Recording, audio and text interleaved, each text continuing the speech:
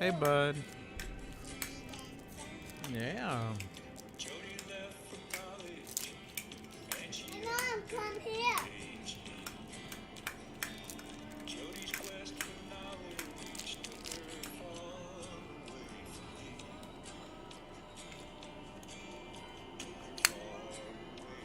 Where's it? Yep, I'm doing mayonnaise right now.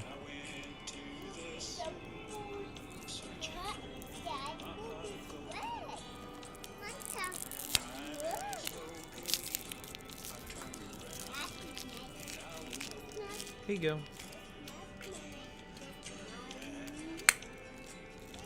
You're welcome.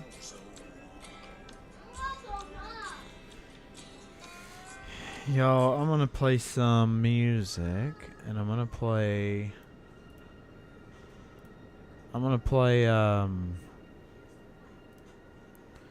So my grandma lost her husband in a house fire, and he wrote and played a few songs of his own. I'm going to share those, but just to, keep his memory going, I guess, in a sense, more. Let's see. Yeah, I don't think I'll get copywritten for them. Oh, wrong page.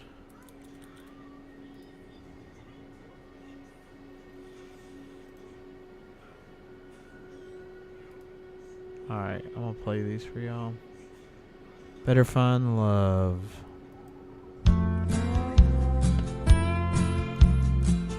Stephen Butler.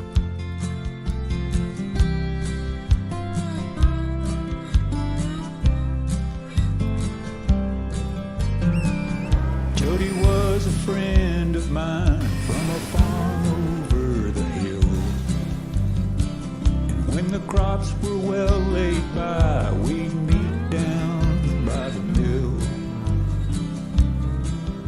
We'd meet down by the mill.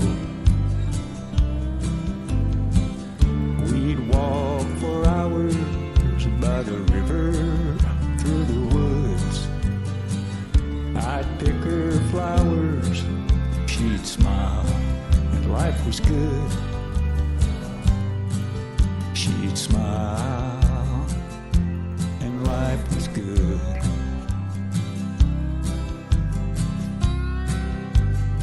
Oh my God! Oh, Jody left for What's up, college, Alicia? and she earned her PhD. Jody's quest for knowledge took her far away from me. Alicia! What's Took up? her far away from me. Alicia, I'm also live on YouTube now. Yes, I'm now live on YouTube as well. I'm on there as Rtextbook, Mr. Textbook. Alicia, what's up? All right. Let's see. Steve's other song is Goodbye Brushy Fork.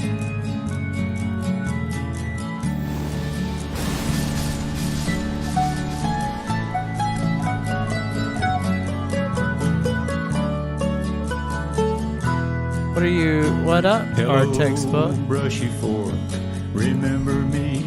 I'm passing through. I stopped to see your hill and get my fill of your clean country air.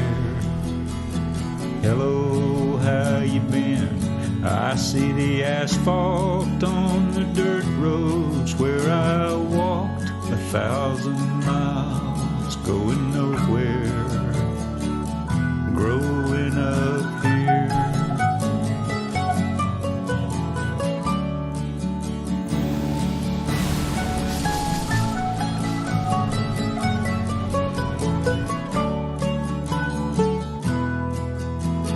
hello, brushy fork, remember me? Where are the fields that used to be where I once rode my horse. I see the houses there. Hello, how you been? You've changed a lot since way back then, when I rode 1,000 miles going nowhere, growing up here.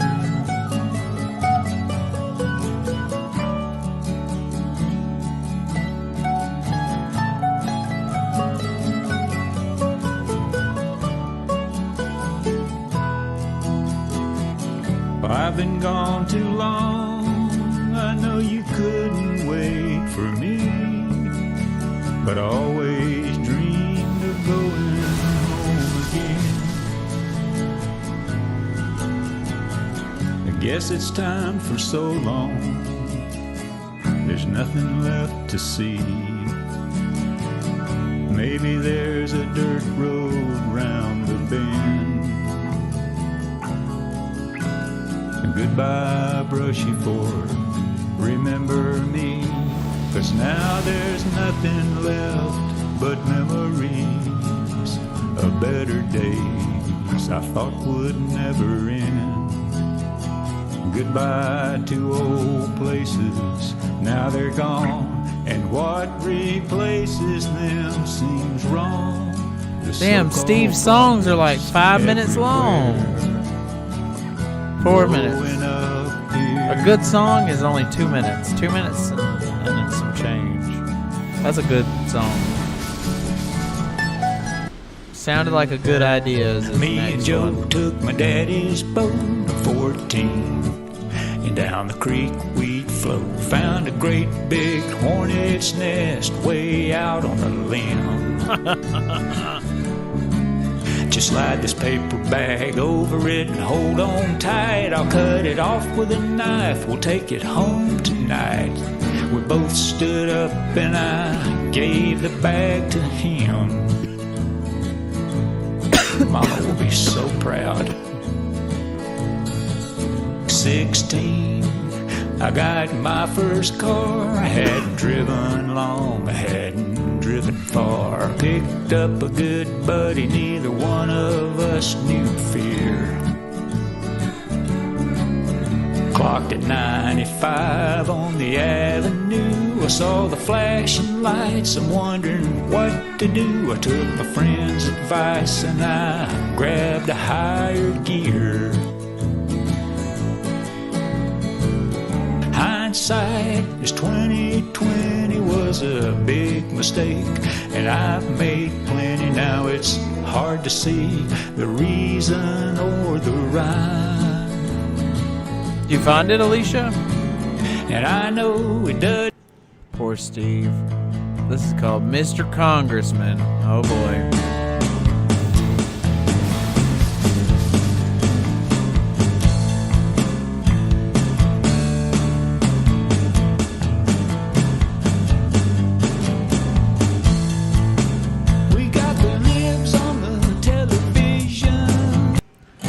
Call me honey, waiting for the aliens. Look up in the sky at night, you might see a flashing light. What it is I wouldn't know. Could it be a UFO? If it is, I wanna see. Are they coming after me? I'm just waiting for the aliens. If they come for me, I'll go. There are things I need to know. Can your ship take Oh, you did? You to found God? it? Good, Why good. you guys look Yeah, so TikTok's wild? trying to play Is some there shit right something now, so I'm not on after TikTok life? right this Can you moment. They're trying to tell me I'm not holding up to their integrity or something. I was spreading disinformation, Well, I got apparently. conned in a big business And like all I deal. literally did was share what the news was saying. Where we- What's up? What's Well, I up, got bunny? conned in a big business deal. I'm playing Seems my this guy had grandma's a license to steal. departed husband's music. Smiled, shook my He hand passed away in a while he house lied. fire, so I'm just spreading his And I music. swore I'd get revenge before I died. His name was Stephen And I Butler. found him alone. Or his name in is a bar. Stephen Butler. And I followed him out to his car. I said, Mister, you This one says I only I smoke. only smoke when I drink. and I'm smoking 3 packs a day. I only drink when I'm down. Yes, and I was telling I Alicia saw I am a body live on YouTube as yesterday. well. Same name, always, I'm everywhere. only down The only when platform I'm I out. won't go to is Kick. I don't care to be a part of Kick. Out in these bars Kick's all full of the nothing, but time. it's owned by a streamer who's I'm only gambling, out was when I'm banned, in. and so he started his own platform just so people This can gamble. trouble stay I don't up encourage night. gambling. Life's hard enough without just handing your money away. Sometimes I look back on another time. And just remember, casinos only want losers. to the They don't want days winners. when They'll ban you if everything you was start fine. winning too much. Just remember that. A loving wife, a home, a family. Okay, Steve, I next can't song. believe In our own weird A way, we jackalope work. mounted on the wall. A circus lady who's growing a beard. Just when I think that I've seen it all, I see something else just as weird. But all of that seems pretty tame when I compare it to the love that he found. If there's an Odd Couple Hall of Fame, we get elected on the very first round. And like a cow and an egret, There's too much we've echo. It's like a discovered Hall secret, effect on and his our voice in love this. will When he needs more survive like all our up close quirks. like this, like he needs to sound like he's right on the mic, I guess. Like it's just too Hall for me. Hallway in our like. own weird way we work. It was In Our Own Way We Work. This one's We Ain't Getting Any Younger. Well, this after work on Friday, the This sun one sounds is better. going down. What's You up? ask What's about up? my day, and then I ask you out to town. Go put on that little number with high hem and low neckline. We ain't getting any younger, hun, but you're still looking fine. And we ain't getting any younger, but you know we're still alive. Just go back to the Being first young's hook. not just a number, When you but don't know it's what how else to you do, just feel go back to the first inside. hook.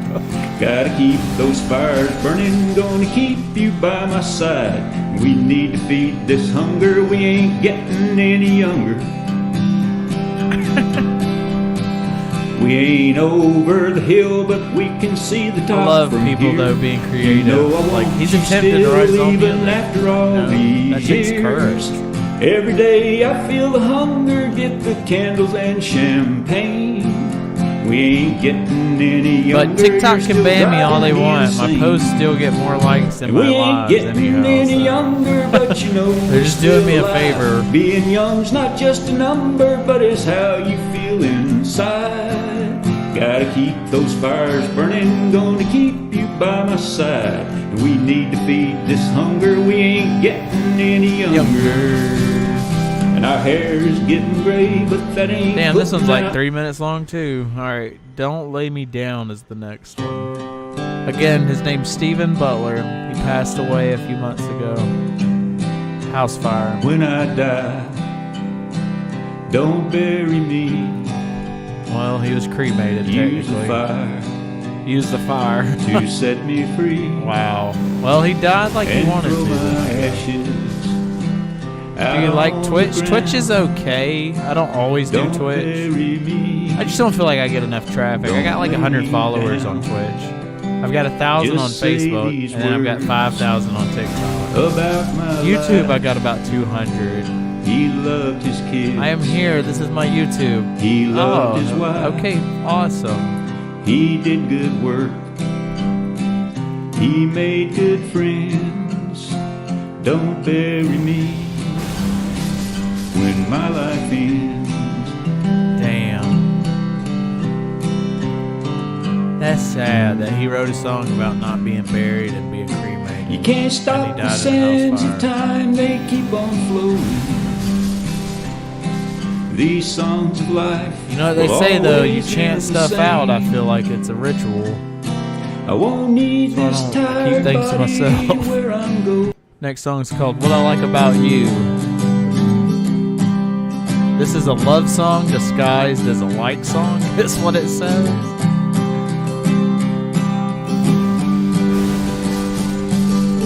Yeah, so also get your hot water heaters checked because that's how it happened. The hot water heater ignited it somehow, and yeah, the hot water heater burned the whole house up. Took it all the way down to the floor. Yeah. Definitely have those checked if you've been in your house for a few years and you haven't had it serviced. Alrighty.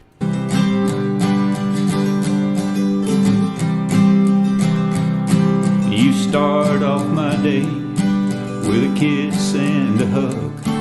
You bring me my coffee in an I love you mug. You're warm, you're willing, you're too good to be I hear he wants to be like, I can hear it. He wants to be like a, what are those, the Opry kind of, he wants to be like a, that's what I'm getting, Opry vibes and stuff, and like just good old country, alternative country. This is called Would It Help? If I told you I love you. He can play Would it guitar though. matter if I said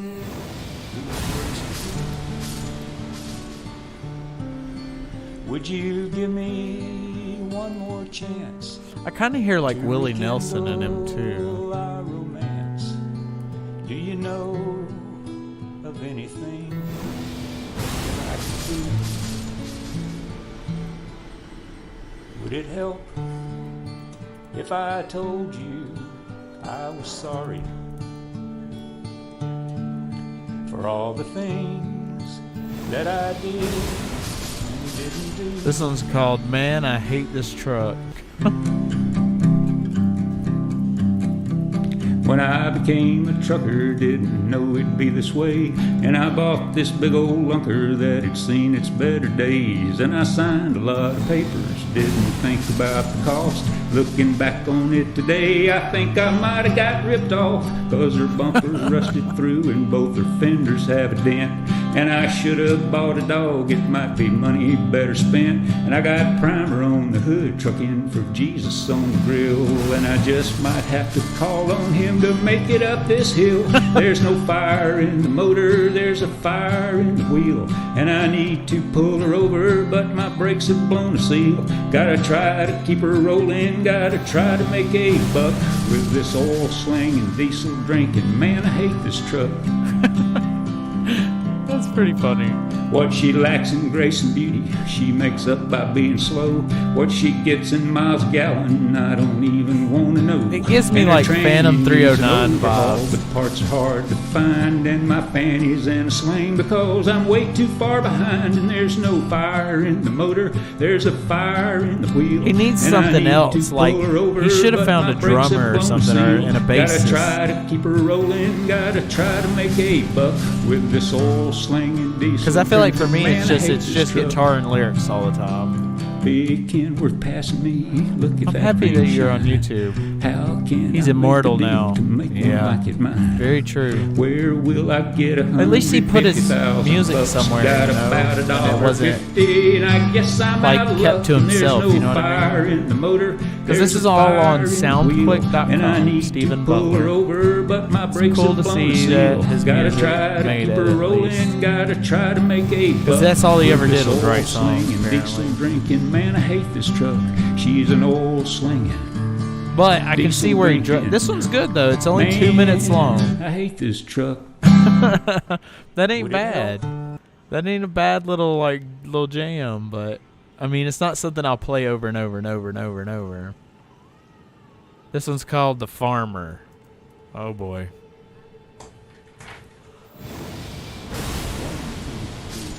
I should start like a radio station of my own where I play small time artist music all day. All right, y'all. Hold on, wait. All right, y'all. That was Stephen Butler, the farmer. Was a farmer. We'll be back after Worked these off the messages. land. He spoke from his heart. He worked with his hands. Up before daylight, dinner. I'm killing turtles, Alicia. Watched Well, they look like by turtles. The full harvest moon. He taught me to love and cherish the land, and thank God above, and don't stop the work till it's done. I would let this one Never keep going, change but it's one. 5 minutes. I can't hear that Well, I tempo. swam across the This one's ocean, 2 minutes. It's called Just an seen Ordinary every Guy by forest Stephen land, Butler. and We'll I've be back climbed after the break. highest mountain peak lakes, and I've crossed the desert sands, and I've slipped the surly bonds of earth, and I've been in outer space. But I never knew what true love was until I saw your face. And I commanded mighty armies, and I ran for president. I rubbed elbows with kings and queens, been a scoundrel and a gent. And I've traveled past the speed of light between the stars above. But until I lay with you that night, I'd never known true love. 'Cause with you, I'm just a man, I'm just an ordinary guy. And with you, I have a plan to live a life that's not a lie. You showed me love, you crystallized the truth deep in my mind. And I will gaze into your eyes until the end of time. We're about to hit 10 million. Once in a blade of grass, and I've witnessed history. And I've been through the looking glass, seen all there is to see. Been a poet, I've been a musketeer, been immortalized in song. True love for me was fantasy until you came along. 'Cause with you, I'm just a man, I'm just an ordinary guy.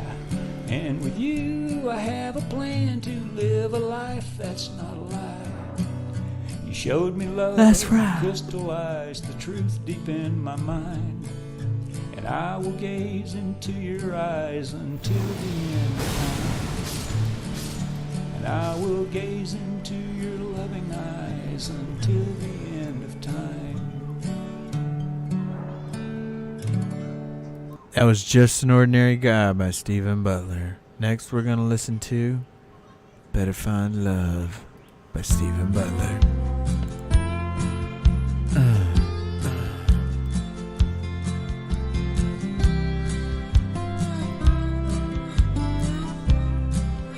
Wow, he's gotten over 7,000 plays. Jody was a friend. 3 top 50s, 1 top 1.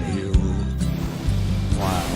When the crops were well laid by, we'd meet down by the mill. We'd meet down by the mill.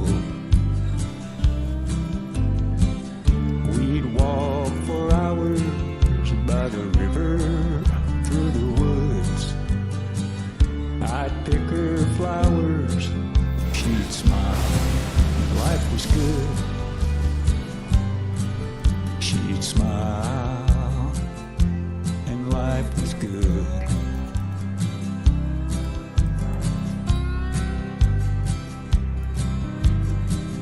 Jody left for college, and she earned her PhD. Jody's quest for knowledge took her far away from me. Far away. Took her far away from me. Far away from him. And I went to the city, searching for my pot of gold. But time has no pity. I turned around, and I was old. Turned around. Damn, he's talking about time. He turned around and he was old. It is crazy to think, you know, the people we see in their 70s and 80s and all, you know, for them it was just yesterday. You know, it was just 20 years ago for them. That's crazy. Better find love while you can. No, not bad. No, not bad. You can't wait to play what?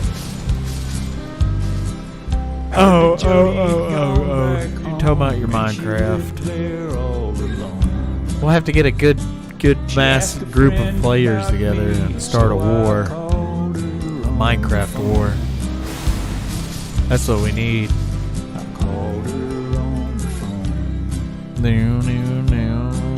If there's a server you're playing on or something, you can let me know. I'll join you up sometime in my free times.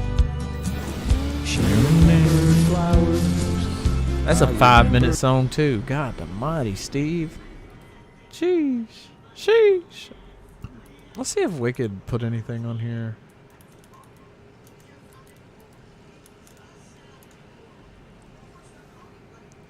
There's a Wicked Clowns production, but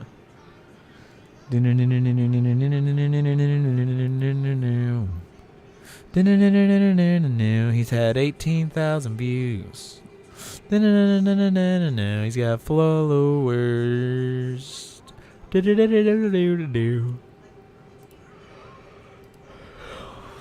Ooh.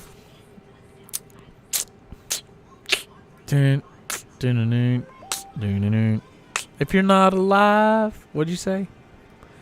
If you're not alive, I know you're busy doing stuff. Yeah, well, I make up a lot of time around my scheduling of what I'm doing on here, and then like the rest of it's work, and then like the kids and whatnot. The family life.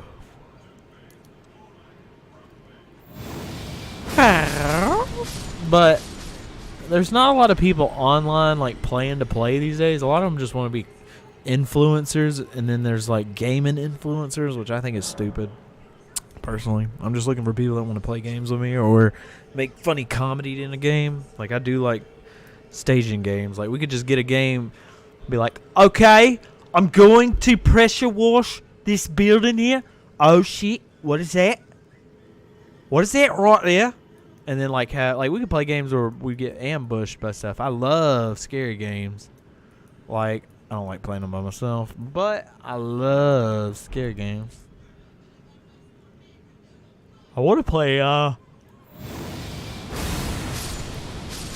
trying to get 20 million coins first off, y'all, so we can, I go to the next part. Because once I go to the next part, I won't have access to any of this. I won't have my skills. I won't have nothing. So I'm trying to put 20 million in so I can just take it with me. But I wanted to play Phasmo, but there's just not a lot of lobbies. And, like, some of them are hackers and, like, it's so dumb. Because Phasmophobia was a funny game. I used to pick up the remote and play with the TV, and people would be like, oh, it's messing with the TV. It's messing with the TV. I've never seen that before. All right, we just hit our first 10 million. Sometimes I miss your lives in the car. Sometimes. You talking about when I'm driving home? When I'm live for like not even 40 minutes on my car rides home and to work.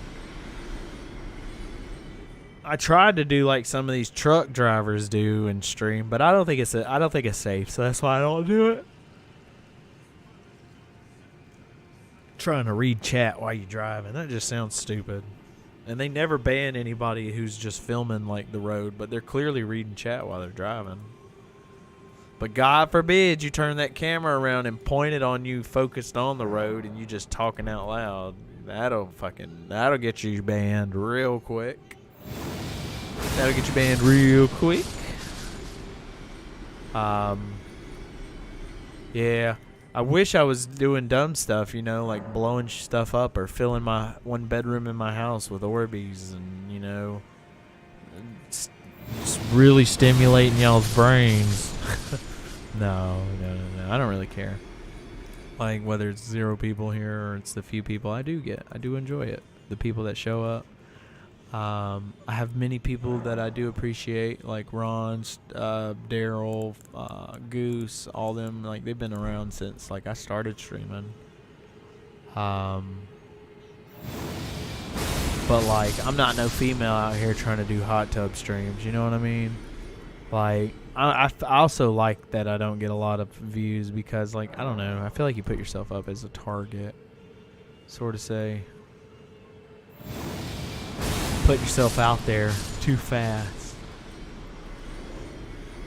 You do too, yes, you do too. Since I first saw you come in, yeah, you ever since then, yeah, you have been here. But I mean, like Daryl can do followage, and it'll tell you he's been here for like 1,000-something days. And that's about what I've been doing streaming on Facebook for. Facebook, though, I just don't feel like unless your page is in a bunch of groups or something, you're not going to really... Nobody's going to be scrolling through anything to find you. You see what I'm saying? Like, It's rare. I get caught up in searching videos on Facebook too, but I feel like you just got to get your page a part of more groups on Facebook in order for it to just vastly show up for a bunch of people. Now there are nights where I was like hitting 50 people or something out of the blue. It'd be just out of the blue. Crazy. And I'm just over here like, oh, hello, you guys. When those moments were happening, we weren't streaming, which, the granny days were fun. I enjoyed RP when I was doing the granny stuff, because it was just against what everybody was used to. That's why I enjoyed it so much. Somehow I have 3 Facebook pages. That's not good. Sounds like you forgot either you're catfishing people, which is very possible. You're either catfishing people, or you just forget your password a lot, and then you forget your email for recovery. So then, therefore, you got to make a new email, new password, and then you forget those again, and make another one. All my stuff's encrypted and together, and I change it every month. I refresh the master passwords, and then I refresh all my day-to-day end stuff, just to keep it fresh as I return. Because all passwords are just a waiting process for confirmation. All they got to do is run a software to go through many different outcomes, possibilities, problematic situations, and let it run through it, and then eventually it'll hit it. Eventually, if it has enough time to try it, and it doesn't lock it out, yeah, it could get it eventually. Most things have a timeout though nowadays. If you do too many attempts, I know Verizon had a weakness. They used to have that on the phone where if you were trying to recover a phone that had been locked out or something, and you're trying to get it off or something, had to know the code to the account, you could make a guess 3 times, then you had to call back again, do the process of getting to speak to a representative, and then attempt to guess the password to the account again. Crazy.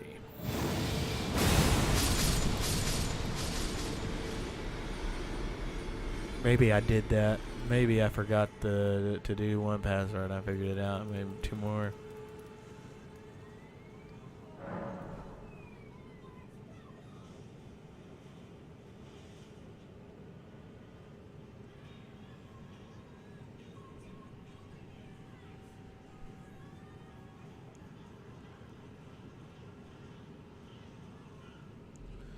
Streamlabs trying to get me to go ultra is ridiculous.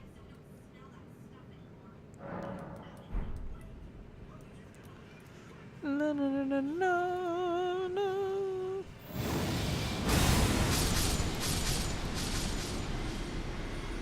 They probably should have put a cap on the rune limit on the runes you can acquire before Spid did.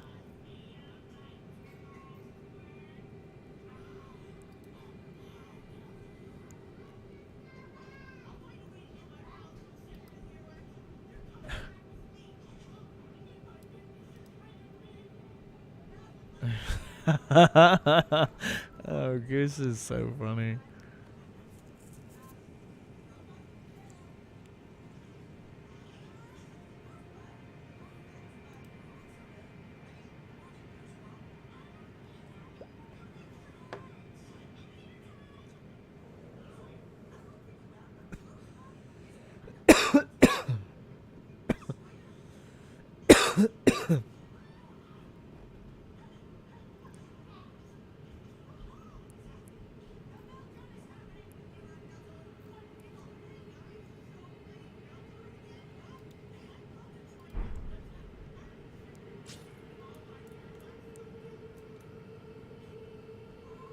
People.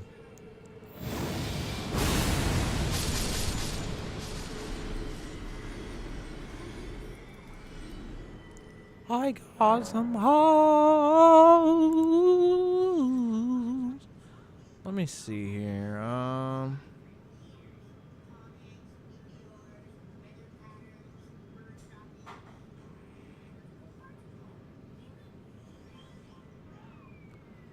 Boyfriend and a pimp.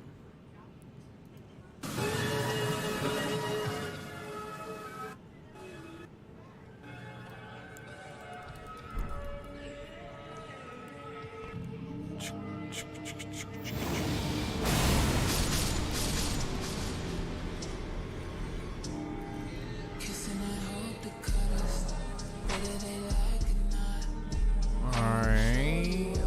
Whack. Whack, whack, whack, whack. 107. I got a lot of runes right now. Let's just see what it would look like if I leveled something with 10 million runes, okay? Alright, let's see. 10 million runes will get me probably to level 50 for sure. That still leaves me 6 million. Oh, that still leaves me 1 million. 2 points left, basically. Yeah. Damn, that's a lot of levels.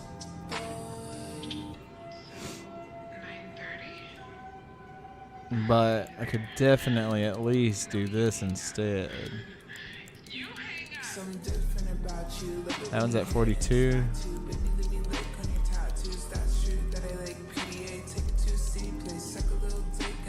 Almost. God, I need to know how many runes value a level 259. How many runes does it take to get you to level 259?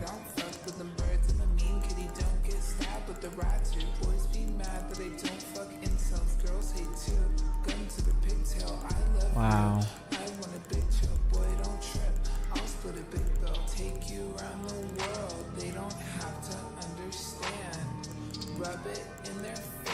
I feel like that would give me a really good start, these levels on a new game plus.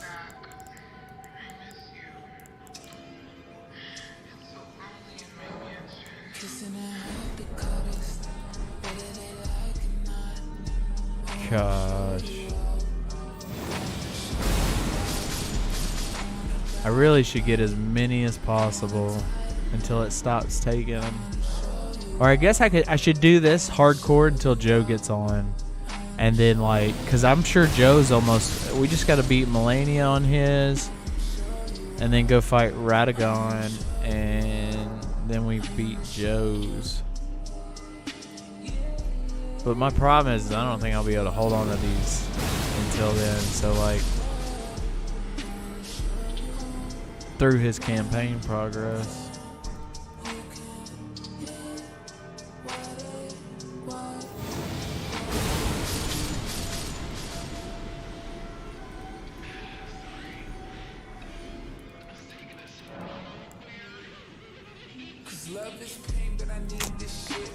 Let's see.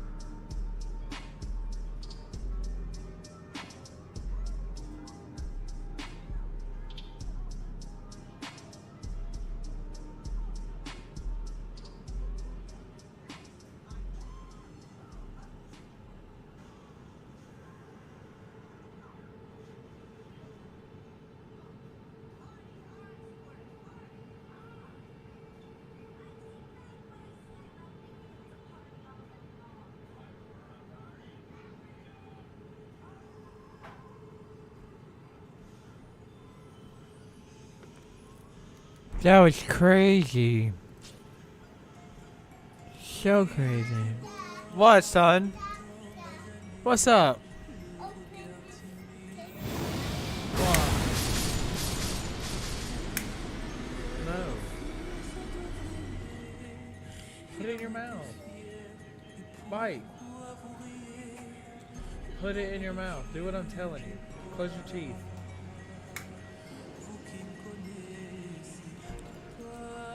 Tous les dans la frida fritos. Tous les dans la ridos. Tomorrow no. Tomorrow. Non. So. Et tout c'est fond.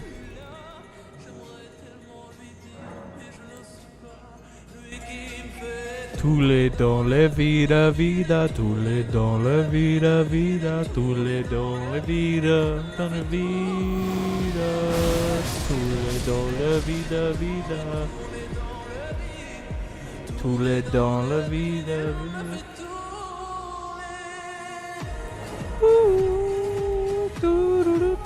That's definitely his like theme song.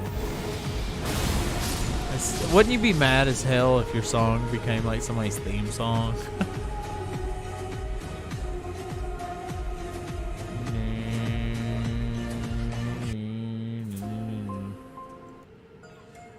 Do do do do do.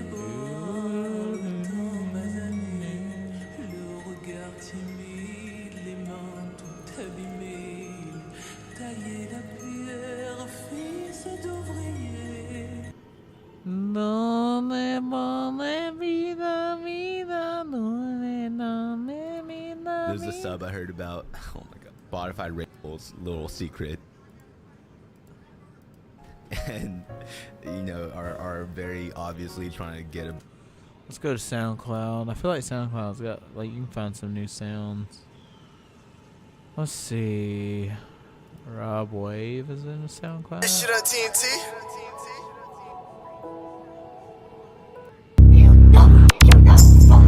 Oh my god. Okay.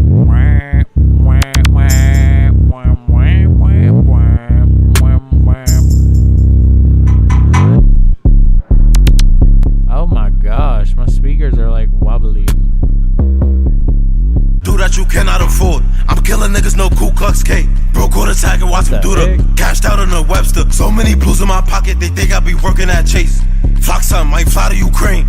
Chase down, bro, keep telling me wait. I saw a groupie, gave her a number. What the heck is that? That's music?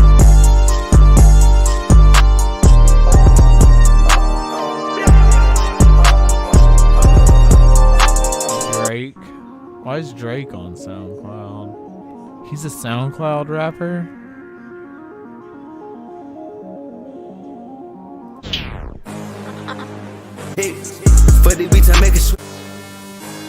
Ow, like all that did was hurt my damn ears. Y'all bunch of loonies. Looney toony, loony doonies. Too late, don't let me the vida.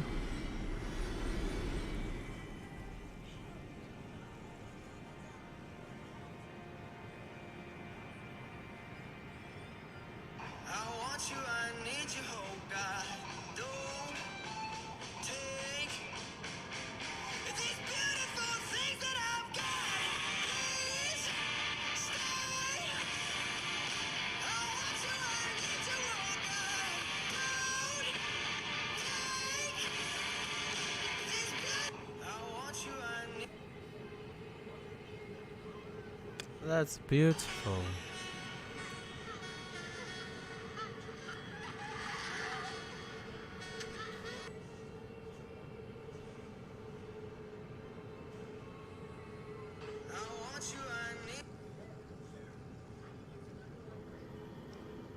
I want you, I need you.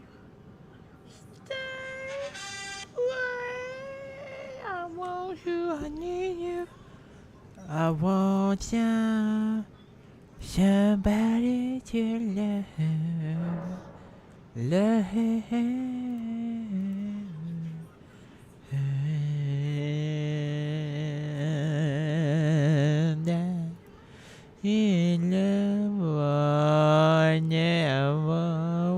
Oh, it tells y'all on Discord that I'm live on YouTube.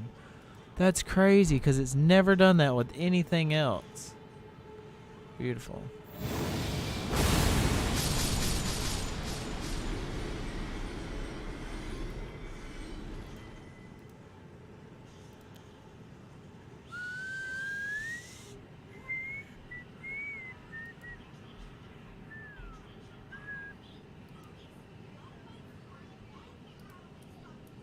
Playing Elden Ring. Well, that was weird.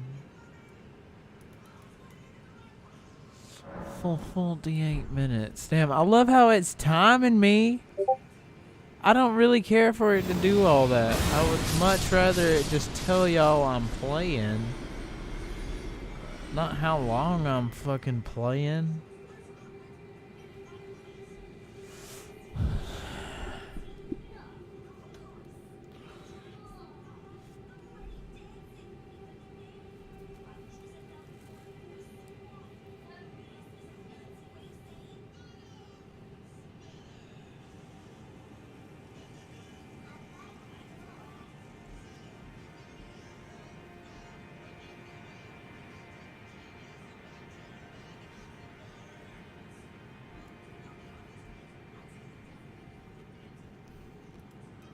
You beautiful people around. Alright, guys. I'm going to save the day. Starting the stream.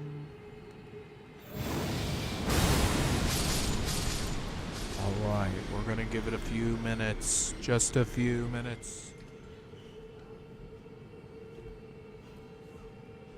Okay.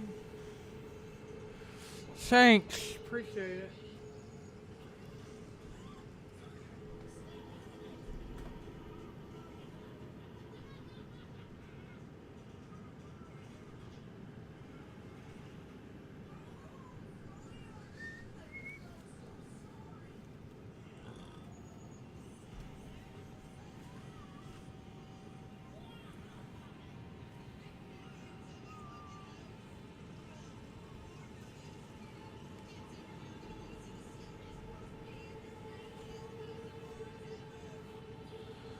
Okay.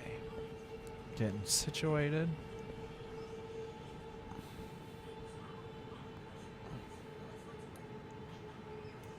There we go.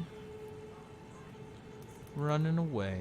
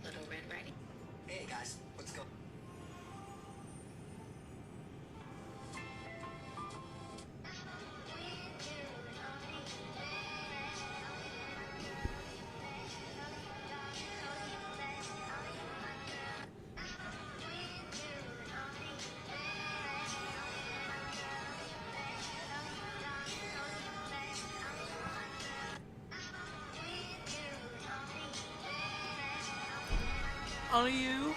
Only you? What songs do I want to sing? What songs? Well, first off, let's listen to covers. Because I don't think we can get in trouble for listening to covers. First off.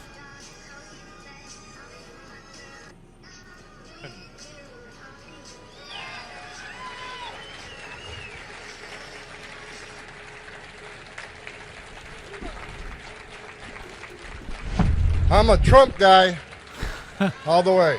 Hell yeah. I listen to Asa Hutchinson. I respect the man. I respect every candidate that's running for president. Well, not Chris Christie. I don't respect him a bit. Yeah, Chris Christie's a joke. Basically, But I respect them because they're all vying to be president, but they all keep talking about what they're going to do on the border. We don't need to pretend Trump. We got a Trump, and we secured the border at the highest level we ever had. And look, everybody, I met a lot of people today. Said, "Why I see you on Fox News. You're always so emotional, and I see you screaming at Congress." Because I wake up every day pissed off. I wake up every day pissed off because we gave this administration the most secure border in my lifetime. And the data proves it. Illegal immigration was down 83 to 90%. A record. No one's ever accomplished that. Illegal immigration was down a 45-year low. Now, you heard me on video. I worked for 6 presidents, starting with Ronald Reagan. Every president I've ever worked for said they took actions to try to secure the border. Even Clinton and Obama took actions to secure the border. No one did more than President Trump. But President Biden is the first president in the history of this nation who came in office and unsecured a border. And that pisses me off. Because when you unsecure the border, people die. Now, I see the White House moron, the spokesperson, and Jen Psaki before her, they will say, the Trump administration's inhumane policies. You guys, you're inhumane, you're racist. And our policy is much more humane. That's a bunch of bullshit. Because let me tell you the truth.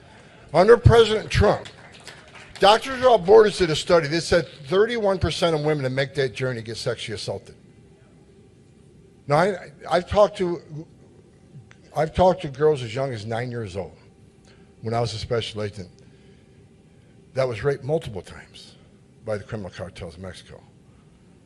They're animals. And when you sit down and talk to a 9-year-old little girl and look in her eyes, and every bit of humanity has been stolen from her, everything innocent, it breaks your heart. And it pisses me off because when President Trump had illegal immigration down 83% to 90%, depending on what time frame you looked at, how many women weren't being raped? How many children weren't dying? How many pounds of fentanyl didn't make it in the country to kill Americans? How many known suspected terrorists didn't get in the country because our border was secure? President Trump's policies were not inhumane. They saved lives. President Biden wants to say the policies are more humane. Let me set the record straight.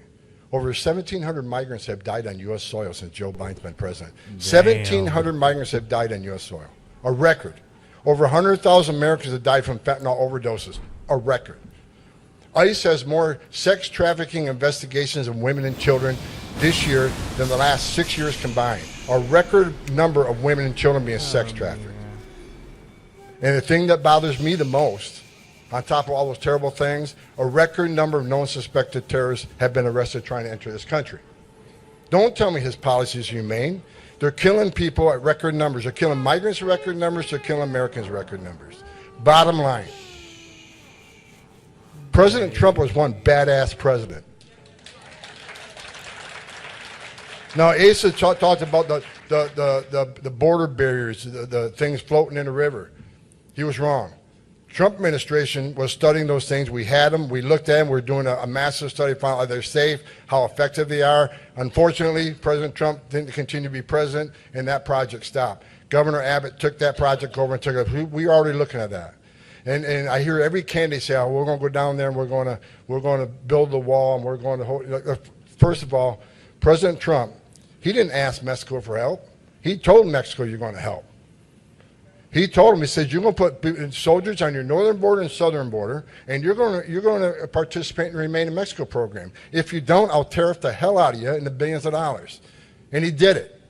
Central American countries. I went there when President Trump was in office. We went to New York City. We did a press conference because we just did an operation called Operation Matador. We re-arrested just shy of 500 gang members, most of them MS-13. President Trump. On the way home, we were flying Air Force One. He goes, "Tom, how quick can we get these people deported?" I said, "Well, it's difficult because El Salvador pushes back on the criminals coming back to the country. You don't understand this. We can't just deport people to home country. We got to ask permission, and we need a travel document." And President Trump looked at me and goes, "What are you talking about?"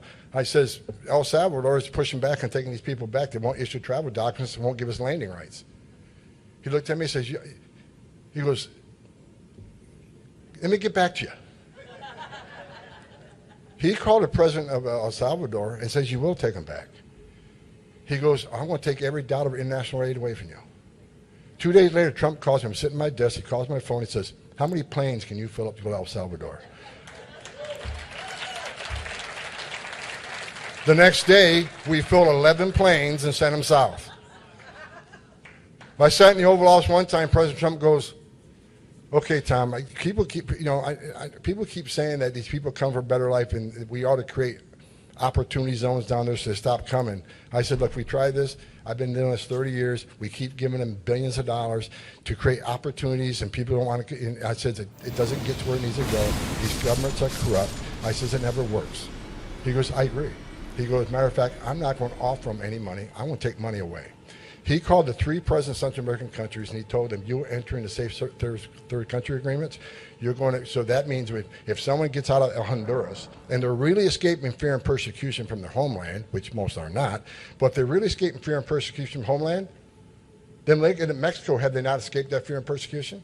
They get asylum in Mexico. And he told Mexico and the 3 Central American countries, you're going to enter into agreement where someone gets into your country and they left their country where they claim is political,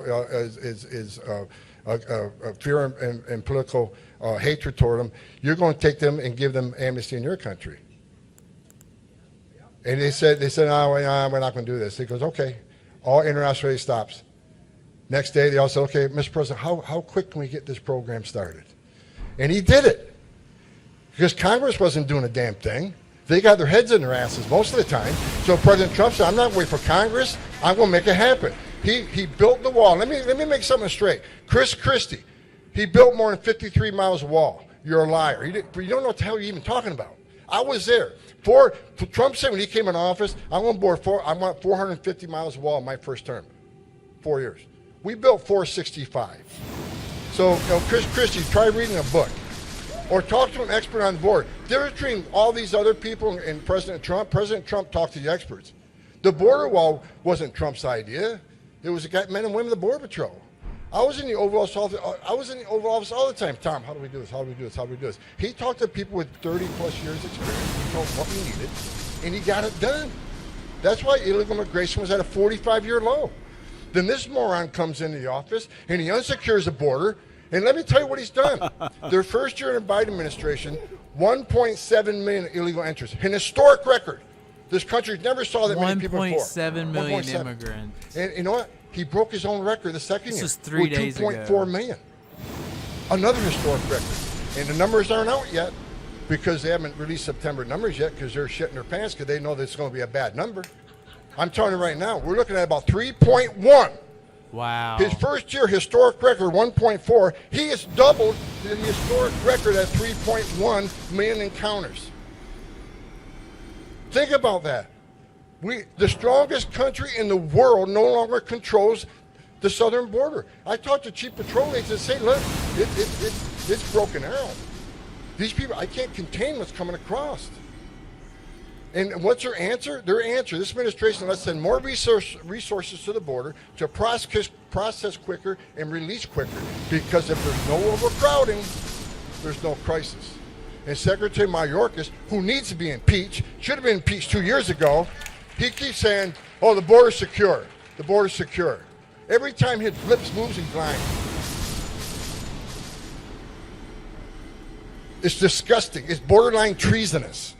And the Republicans, too, in the midterm is saying, oh, we're going to impeach the guy. Now I'm saying don't hear about it. They need to get their head out of their asses and impeach the man because of what he's done to this country. Because of what they've done to this country, we got over 100,000 dead Americans. We got a record number of known-suspected terrorists. On the southwest border alone, 267 people off of terrorist watch list. The 5 minutes don't mean nothing to me. You know, there was a congressman. The congressman used to gavel me. What's her name? J. Paul. And I reminded her she worked for me. She worked for us. The members of Congress work for us. So if a congressman can't gavel me off the stage, you ain't getting me off the stage where I want to get off the stage. Because I'm on a run. I'm pissed off. And when I'm pissed off, I got to go. But because of his policies, we got over 100,000 dead Americans. We got a record number of children sex trafficked. They keep beating us up over what they call family separation with zero tolerance. Law enforcement use zero tolerance all the time. Why would we put zero tolerance into play? Because people were dying. Women were getting raped. So we said, let's start prosecuting them. Maybe they'll stop bringing their kids through this border so the kids aren't dying and the women aren't being raped. That was our intent. And how dare you talk about our inhumane policies when the when the Biden administration can't find 100,000 children that they released to so-called sponsors?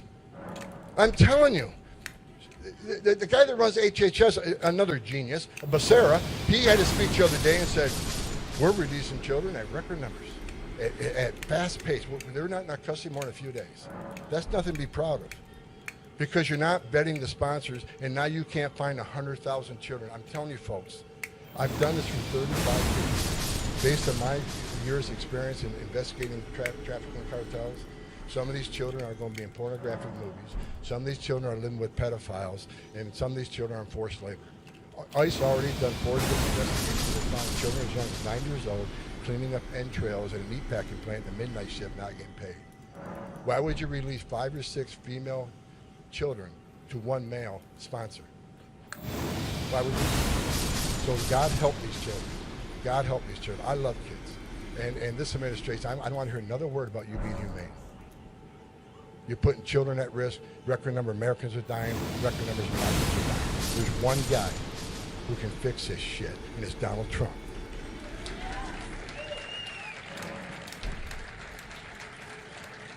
How are we done in 5 minutes? You got it.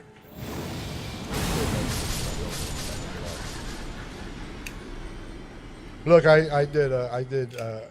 I knew President Trump was going to run before you did, because I had dinner with him in Las Vegas about 6 months before he announced.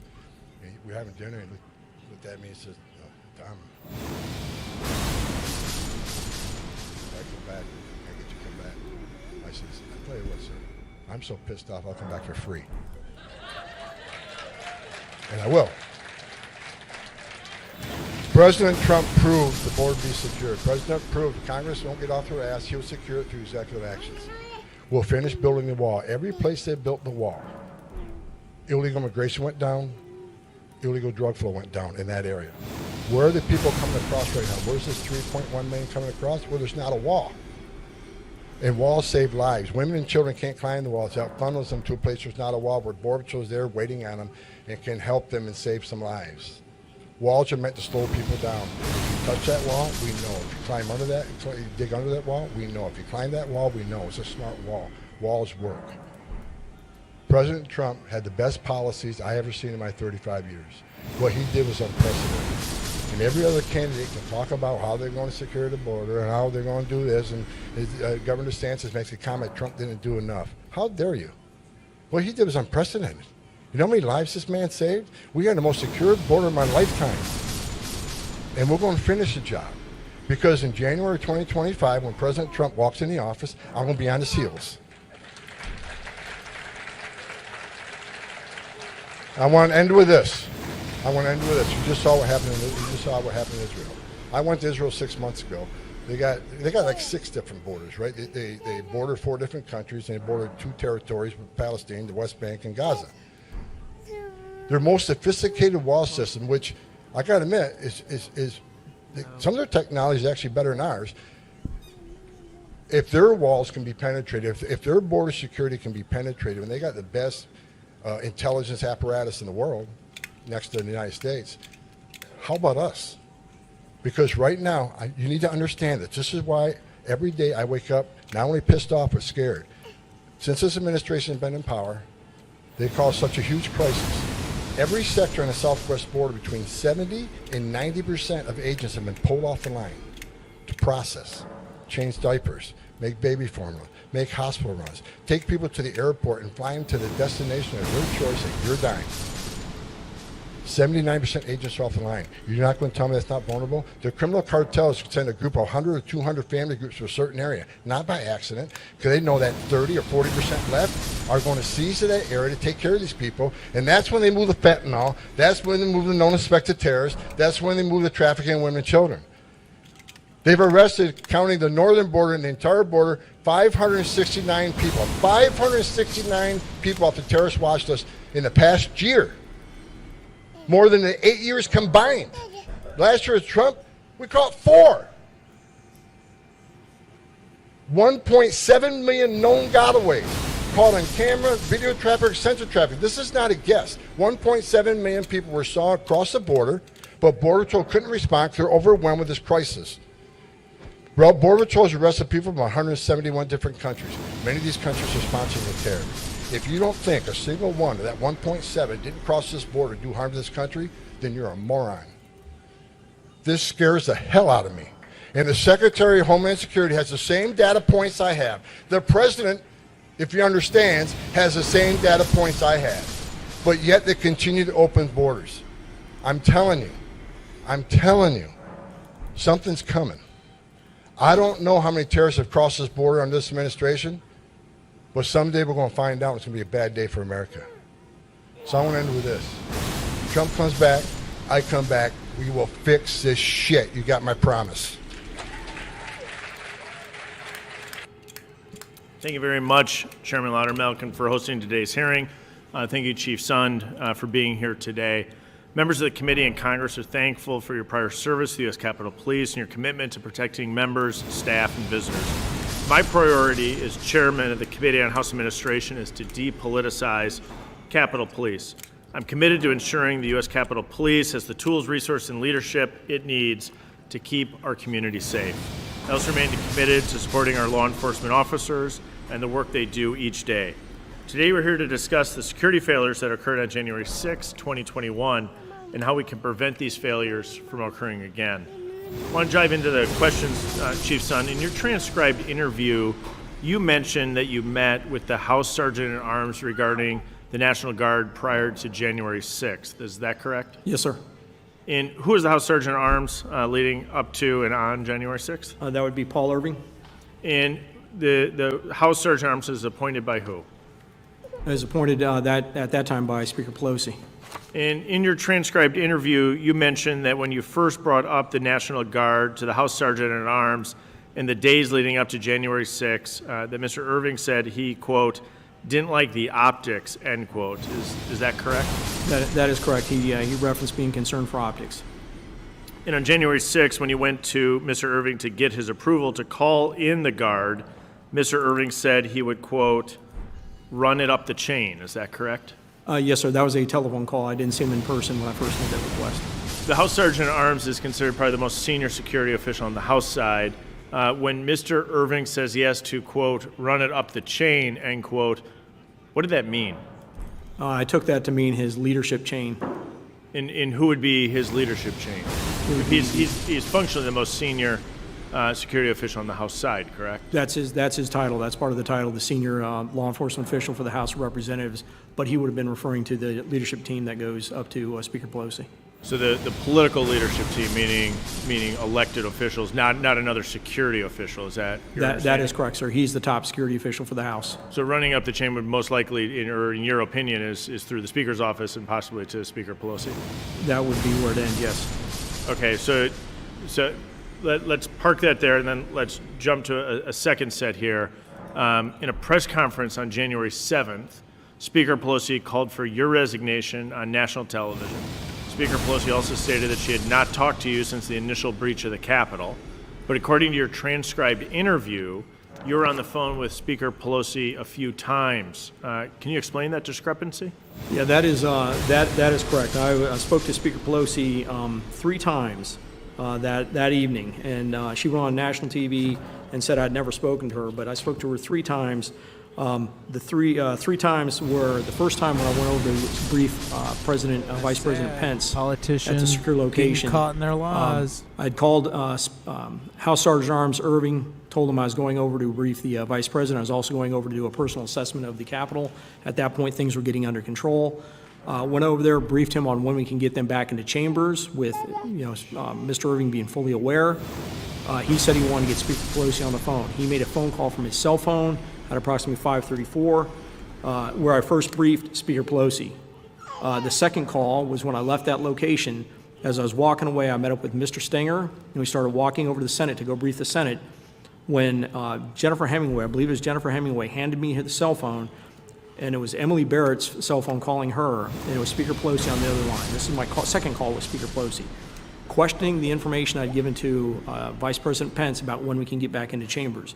I assured her that information was correct. I could get them back into chambers by 7 p.m., and the call ended. That was call number 2. Call number 3 was 6:25 p.m. I was over at the Senate from the secure location, from where the Senate had been sequestered, and on a cell phone. Imagine using Robert if Karam's he cell had phone, thought they that he dialed could leadership, trust her who was over and him off-site at a secure verbally say, location, "I spoke with her and I 3 briefed times," all and he leadership didn't of document the plans to get them timings back that he into spoke chambers. with That would her. have been call number 3 with Speaker Pelosi. So you didn't have one call, 'Cause you you didn't have trust two calls, your you had coworkers, 3 yeah. calls. So Speaker Pelosi's comments that she didn't speak to you are inaccurate. That is correct, sir. Let me shift gears and go back as it relates to the optics of bringing people up to Capitol Hill and running things up the chain of command, ultimately to the Speaker's office. Do you think Speaker Pelosi's office or Speaker Pelosi herself politicized Capitol security? I have no idea on that, sir. Okay. Any other clarifications you'd like to make as it relates to Speaker Pelosi's comments that you didn't speak to her? I just, wish she had considered that, wish she had considered some of the stuff that I'd faced and the efforts I went through to bring in the outside resources on that day before she called for my resignation. Thank you very much for being here. I yield back. Gentleman yields. Now begin our second round of question. Yield 5 minutes to the gentlelady from California, Ms. Torres. Thank you, Chairman.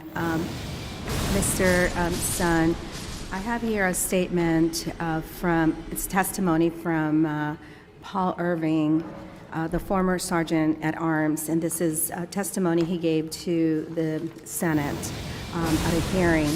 And he states, on January 5th, Chief Sund and I participated in a web-based interagency conference call with multiple law enforcement partners, the FBI, the MPD, the U.S. Secret Service, the U.S. Park Police, and the Military District of Washington, among other law enforcement agencies from the National Capital Region.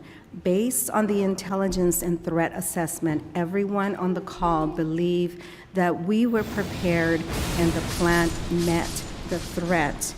So you were prepared for what you thought would be a typical demonstration, a First Amendment demonstration on Capitol Hill, such as the Women's March, when we all wore our pink hats and came out and marched against some of the efforts of the president. What you did not anticipate, none of you anticipated, that a Republican member of Congress would tell the crowd on stage, today is the day American patriots start taking down names and kicking ass, and our ancestors sacrificed their blood, their sweat, their tears, their fortunes, and sometimes their lives. Are you willing to do the same? You didn't anticipate that, did you? I feel like we anticipated some minor skirmishes. We did not anticipate. But you didn't a anticipate full-fledged- a Republican member of Congress, to go on stage and incite the crowd like this. You also didn't anticipate the president's lawyer, Rudy Giuliani, to tell this, mob that was armed, trial by combat. You also didn't anticipate the President of the United States Ms. Torres telling seems like she's an being armed paid. mob to march to the Capitol she's just being over the and then top to start exaggerative walking about to the it. Capitol. I mean, you didn't. Like, You the could people not that have went in busting anticipated shit any up of were that, did definitely you? not Trump's. Well, knowing now that there is Of course not. intelligence. Paid to do And that. I believe when you say that, sir, because I do not believe that anyone in charge of the men and women that serve us here in the U.S. Congress, if they had known any of that intelligence, would have acted very differently than we did that day. But I still want you to know that I am grateful for my life, that I am grateful Ms. that the Torres is officers so used shooken. their own bodies to protect Y'all us, gotta know when that these they people bravely are fought actors. Like, against she don't act like this when she's at these home. very angry She's like, "I rioters got who the came here motherfuckers." to do violence, to Telling hang you. the vice president. This past weekend, the former president has said he would pardon those convicted, the ones convicted of crimes associated with January 6th, including individuals like Enrique Tarrio, the leader of the Proud Boys, who was convicted of seditious conspiracy and sentenced to 22 years in prison. Mr. Sun, how does that make you feel to hear that the former president talks about pardoning defendants who assaulted your officers during that violent like her 5 attack and minutes has assault been up. on our democracy? Again, I feel if they assaulted the officers, they need to pay the consequences. I feel really badly for everything that has happened since the officers, the suicides. No one deserved that. I wanted to really stay focused on who to blame, who is to blame for everything that happened on January 6th.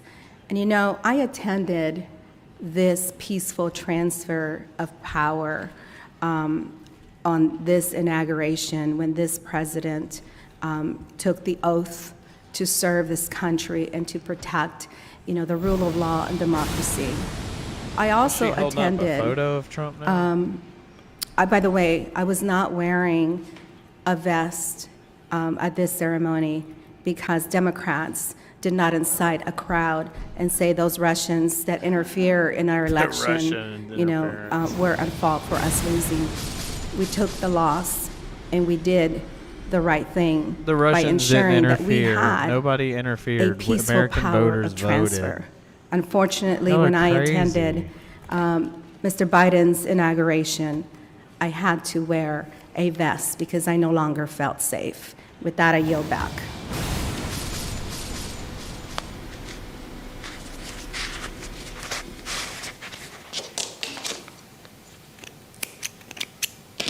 What is this? A moment of crocheting? Như vậy là chúng ta đã xong cái phần. What the hell? I was listening to that, and you're just gonna take me into this? Yeah, MSNBC needs to get up off of my feed. I don't know why their stuff don't recommend channel. Jesus.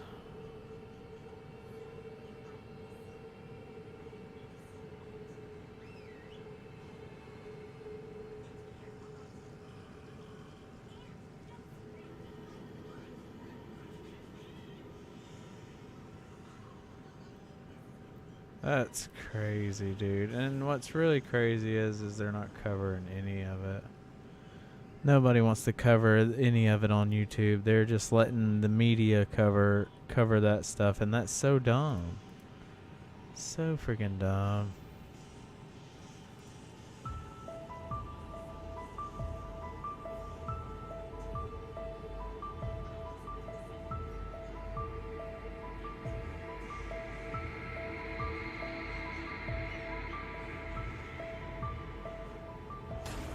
Immigrants, these. That you're 100%. I pray that I'm wrong. Yeah, you're probably right, and that's a very sad thing. But I've heard you say it a few times, and I said, I'm not going to dispute it. I hope you're wrong, but there's certainly a good chance. They're coming from numbers and countries that we wouldn't believe. So you have 28,000 from China, all fighting age. You don't see women, and you don't see. Look at this. I think so. Iran was broke. Day. I don't think it's an accident. People don't know that Dwight Eisenhower is a pretty tough president. At some of the topics passed. Hey, Sean Hannity here. Hey, click here to subscribe to Fox News YouTube page and catch our hottest interviews and most compelling analysis. You will not. Oh, what's this? Hello, I'm Maddie Hale, and this is Mad World. Welcome to 2024, the year the world goes insane. 2 billion people go to vote. The US puts itself on the brink of another civil war, and we all watch it through our phones. That is, until TikTok gets banned for good. This week, Elon Musk goes to war with Disney and threatens to burn down the House of Mouse. President Biden speaks to dead people, and the Canadian bill that could get you jailed for speaking well of oil and gas. I'll be joined throughout the show to make sense of all of this by former government advisor James Price and the Telegraph's Madeline Grant. Thanks for joining me.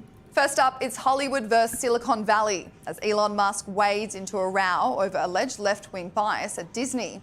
The House of Mouse parted ways with the Mandalorian star Gina Carano in 2021 due to her conservative views. Carano has lashed out at Disney on Fox News. I mean, you were at one of the biggest perches in the entertainment field, and now Next day, you were canceled.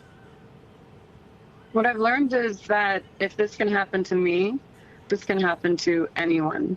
I'm easy to work with, and I am passionate about what we do. I'm always excited to be on set. I even worked with them as much as I possibly could to resolve any issues that they had. But, you know, eventually you have a line, and, you know, when that line gets crossed, you just have to say, enough. Enough is enough.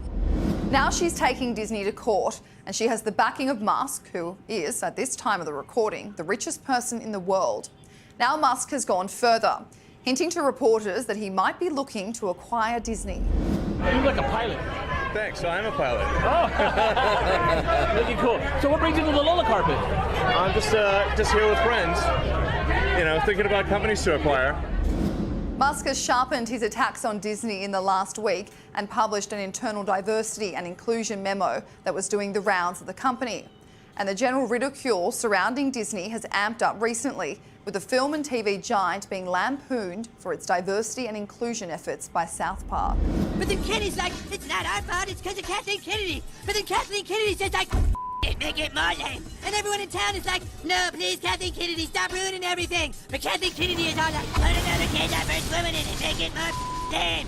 And the Disney stock just keeps going down and down and down. And then Bob Iger is all like, no, what's going on with my stock? No. Online commentators have rallied behind Gina Carano, arguing she was merely exercising freedom of speech. Gina Carano was fired because she said that people should be allowed to have dissenting political views. People should be allowed to live in peace, regardless of what their religion is or regardless of what they believe. Since when do we not agree with that? Disney fired her for saying that. And fans of Elon Musk are getting pretty enthusiastic about the prospect of a hostile takeover of Disney.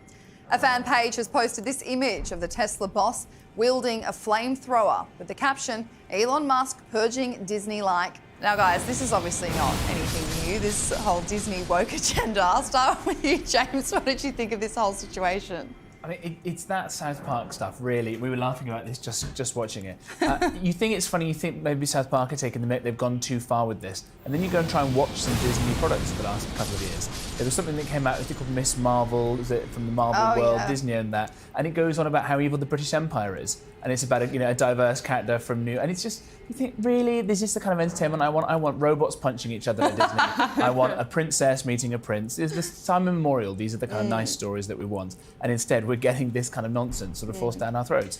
Maddie, what do you think about the fact that, you know, when Elon Musk doesn't agree with something, he might just buy the company, like what he did with Twitter. Do you think that this is actually going to happen? Elon Musk is going to acquire Disney? Well, he's certainly putting the cat amongst the pigeons and talking about possibly teaming up with Nelson Peltz to do some kind of hostile takeover. And of course, he's already very much put his money where his mouth was in Twitter, now known as X. A lot of people said, oh, this is a bad business decision by Elon Musk. But I think that really missed the point, that what he was trying to do was to take over one of the most influential social media organs in the world and basically make it pro-free speech and not allow the kind of shadow banning, etc., that has been a feature of all social media accounts. So for him, it's probably not about start making getting money on back Twitter on again. It's about promoting a cause that he believes in. And taking a stand with Gina Carano by saying, look, I'm going to back you. I'm going to pay your lawyer's bills because I don't think it's fair that you've been ousted from,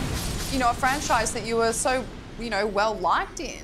Yeah, and you know what, like, I think that they have a very good case because it's very obvious that, firstly, that other cast members who are employed by Disney and other producers and so forth are on the record as making arguably even more inflammatory statements than what she made, but from a left-wing perspective. So there's that aspect of it. And secondly, when they announced that they were parting ways with her, they did so in a very emotionally charged way. They didn't just say, we're parting ways and we wish her the best. It was more, they said, we reject any abhorrent use of cultural stereotypes. So there's a reason when people get laid off, they tend to have things said in that impartial way. And I think that normally, under normal circumstances, what would happen is the person would probably settle out of court. Disney does not want more publicity around this. But when you've got Elon Musk bankrolling you, like, I think it could go all the way to the top. And then you would have to, if it ended up in court, Disney would start having to hand over sensitive communications that relate to this case, which would also reflect very badly on them. So, you know, I don't think Elon Musk is in this for money no object to him. I don't think he's in this simply for an out-of-court settlement.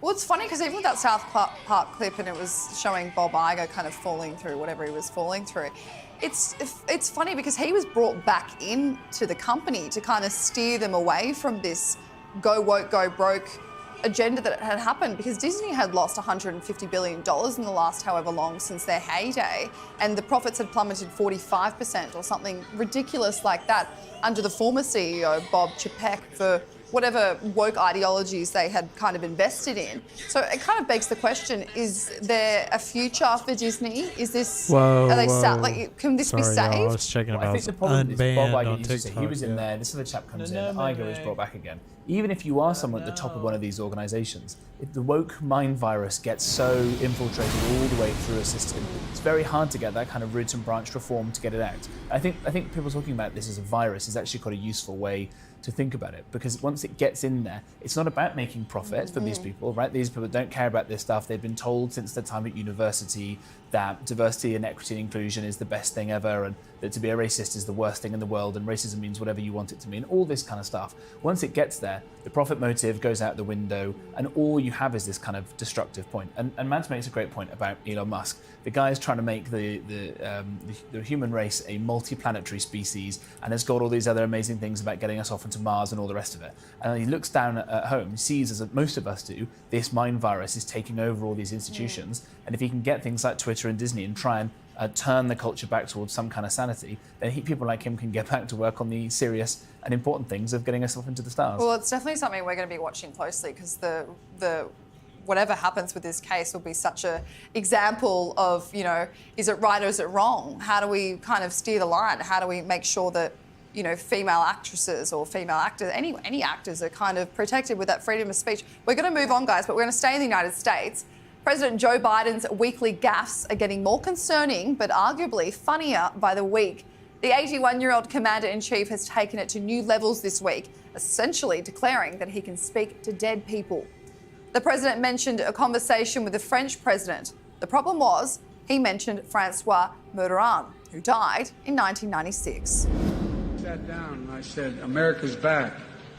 And Mitterrand from France looked at me and said, "You know, how long are you back for?" His press secretary, Karine Jean-Pierre, was typically open and transparent about the situation. How is President Biden ever going to convince the 3/4 of voters who are worried about his physical and mental health that he is okay, even though in Las Vegas he told a story about recently talking to a French president who died in 1996? I'm not even going to go down that rabbit hole with you, What? sir. What is We're the going rabbit to hole? go ahead. He said go he ahead. talked to Mitterrand. Go ahead. in- You saw the president in Vegas, in California. You've seen the president in South Carolina. You saw him in Michigan. I'll just leave it there. It's not just the French who Biden has struggled with. He also recalled a 2021 conversation with the German Chancellor, just not quite the right one. The president was quoted mixing up then Chancellor Angela Merkel with Helmut Kohl, who died 4 years earlier in 2017. Now, Biden has a past form for this. Here he is in 2022, searching the room for Congresswoman Jackie Walorski. And I want to thank all of you here for including bipartisan elected officials like Representative Governor, Senator Braun, Senator Booker, Representative Jackie. Are you here? Where's Jackie? I didn't think she was going to be here.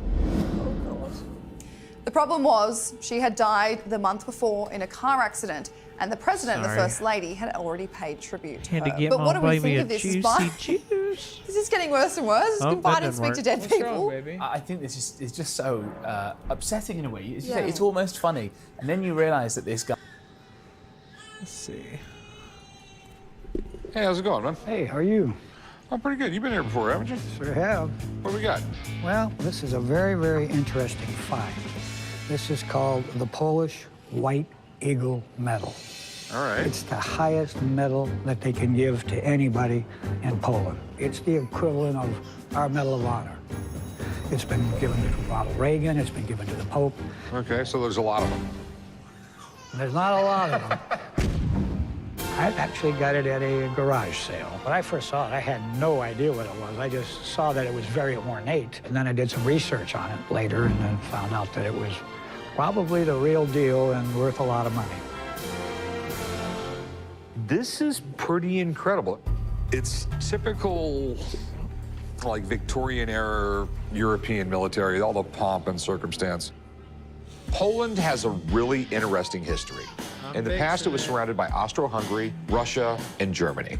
And it's been invaded, fought over, and occupied for hundreds of years. Plus, it has tons of natural resources like silver and coal, which basically made it prime real estate for surrounding empires. It's definitely interesting, I can tell you that. Well, it's the way they used to make metals back then. It's beautiful enamel work. I mean, this was a whole drawn-out process to do this. This was not something cheap to make. And you got well over $1,000 worth of gold. I know by just looking at the workmanship, this thing could be worth a ton of money. I've seen metals go for over $20,000, but I've seen metals go for $5. It all comes down to rarity and desirability, and I'm not sure about either. Where'd you pick it up? I got it at a garage sale. Okay, what'd you get it for? As a matter of fact, I got it for 75 cents. Really? Kind of like the way it looked. Okay, so I'll give you $1.50 for it. You tell me your money. It's worth a lot of money. This is really, really neat. Do you mind if I call somebody up and get them down here? I just want to do a deal. I'm on my way to Austria, and let's just you and I make a deal. Okay, well, how much you want for it? $10,000. I mean, the part that concerns me is that it's Polish. I don't know, you know, it's not kielbasa. I'm not an expert on Polish metals, but the workmanship and the materials tell me it's a quality piece. So my dilemma, if I let it walk, I'll probably never see anything like it again, or take an expensive shot in the dark that could pay off big time. I'll tell you what, I'll give you $5 grand for it. I'll sell it. I'll sell it in New York. I'll take it with me and sell it in New York. I got a guy back there that might buy it. What's your best price? 8. Make it 6 and you got a deal. 7. You know, I mean, it's a gamble for me. I don't know what it's worth. I know I'm thinking 6, I can't get hurt. I might make a home run. I might lose my ass, but I'll give you $6 grand cash and I'll take the risk.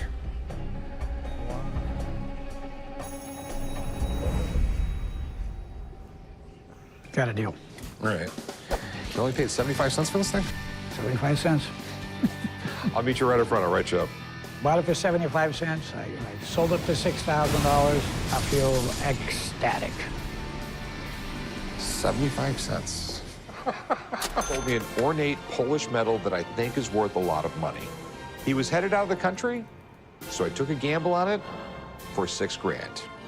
Now I've called in Craig to take a look at it. I just hope he doesn't tell me I'm a complete idiot. Tell me about this uber interesting metal I have. It's a Polish metal. I looked that up on the internet. First of all, it's not technically Polish. What do you mean, not technically Polish? It's Russian.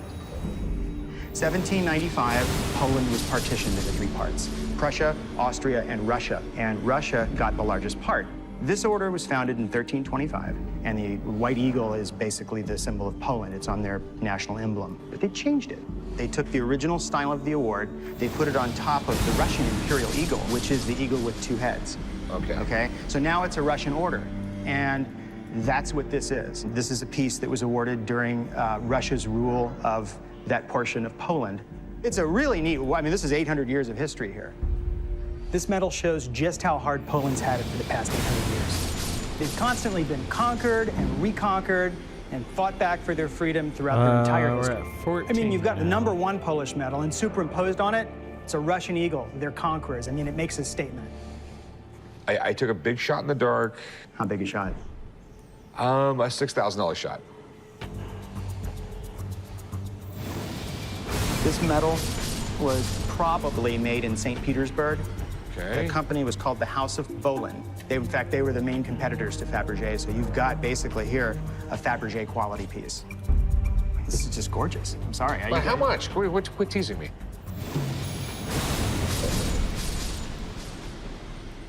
30 to 40 grand. $30,000 to $40,000. That's incredible. That's crazy. I don't want to be the bearer of bad news, but the market's really thin on this. The customers who are buying these usually already have them, so you've got to really look for a customer. When one of these goes up for auction, sometimes it doesn't sell. On one hand, I paid $6,000 for something that's worth 30 to 40 grand. On the other hand, it's no good to me if I can't find someone who's willing to buy it. Down to business. Said the market was thin. That's true. I have a guy I know in Germany that has a box for this medal. He has the ribbon for the medal. He also has the breast star. Comes in a set. But there's a big gaping hole in his box, and it's for the neck order. All right. So I spoke to him. Needs to complete the set, and he wants to make a deal. All right, so how much you offering? Can I see it again? Can you see it again? We looked at it for a damn hour last time you were in. I'm sorry. Well, I'm just flipping this, right? Okay. I'll give you $30,000. I'm trying to figure out a way to complain about that price. You can't. I'm coming out swinging here because I've got it pre-sold, and I'm not making a ton here. $30,000. I'm gonna make a little. You're gonna make a lot. $30,000. You buy me dinner? Why not? Write me a check. Yeah, Yeah, seriously. There's a pen, yeah. This turned into one hell of a business transaction. From 75 cents to 30,000, everyone made money on it. Yeah. I'm gonna start going to more garage sales. Hey, what can I help you with? Got a Rembrandt sketch here. So you know who Rembrandt is? I mean, besides the fact that he makes toothpaste, I don't know anything else about the guy.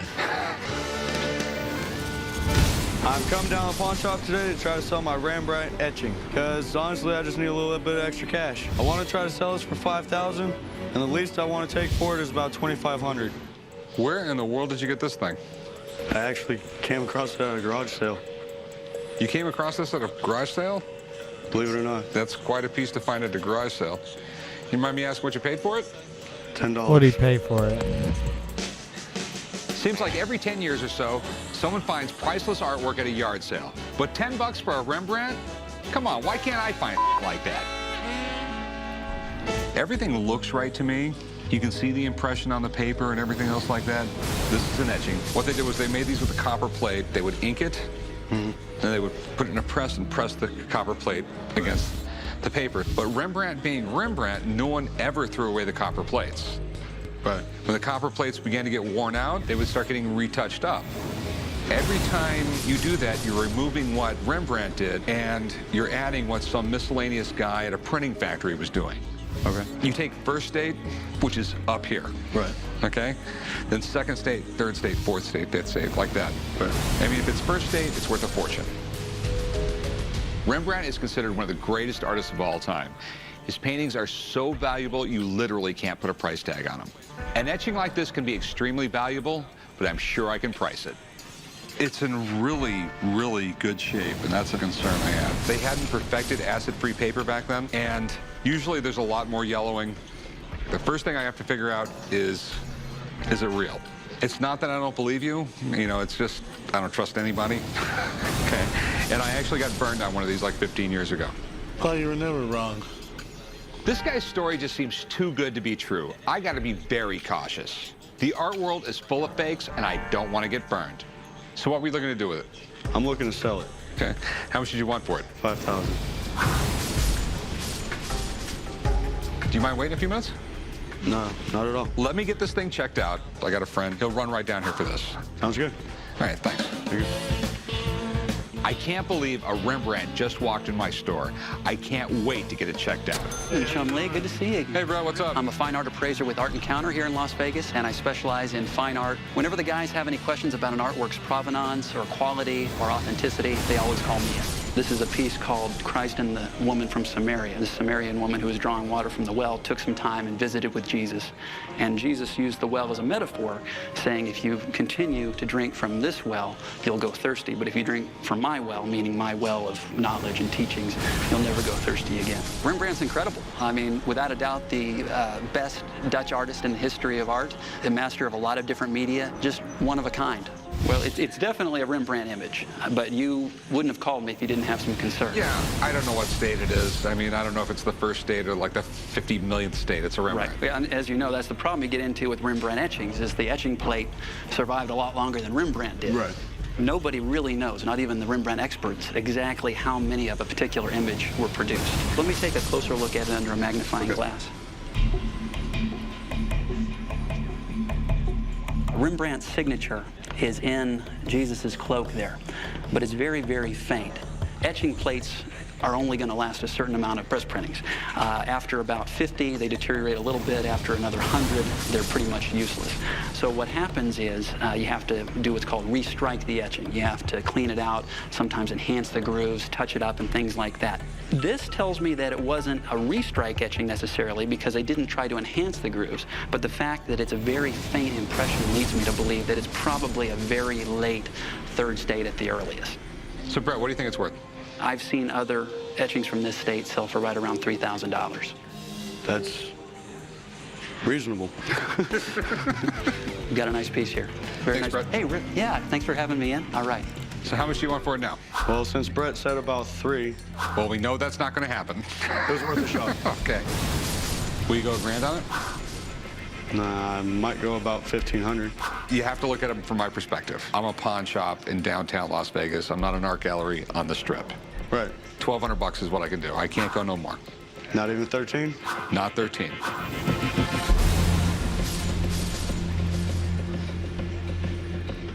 Definitely drive a hard bargain.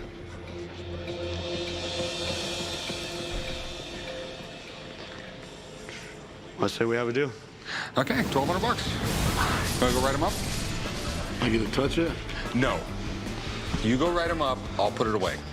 He seemed pretty firm on his price. I am a little bit disappointed at what I got for it, but he's got to make his money too. Hey, what's up, buddy? Hey, how are you? Good to see you again. Good to see you again.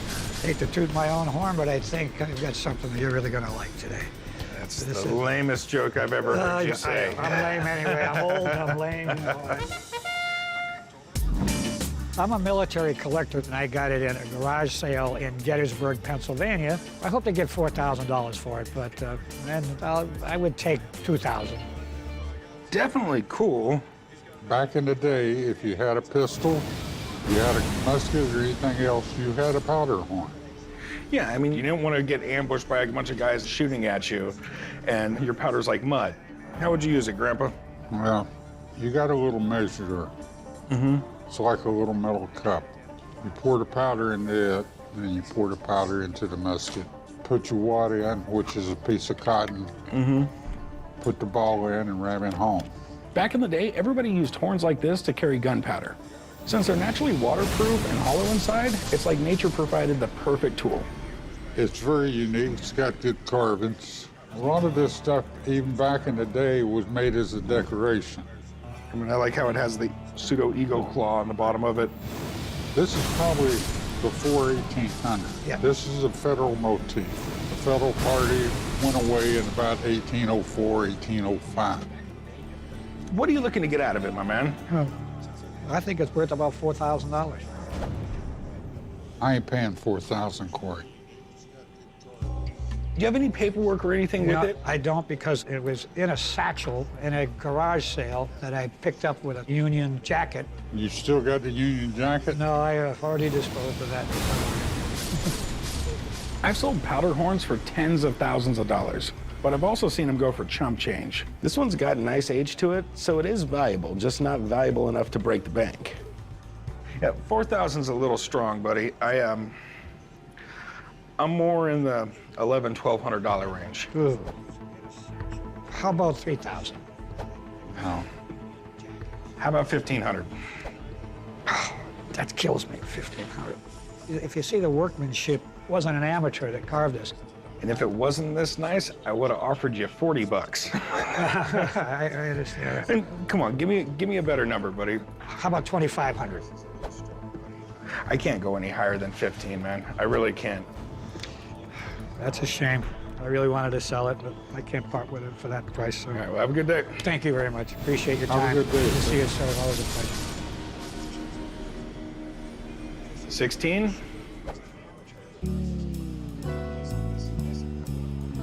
1650? 1,600. You're breaking me at that point. Got a deal. All right, deal. I will write you up.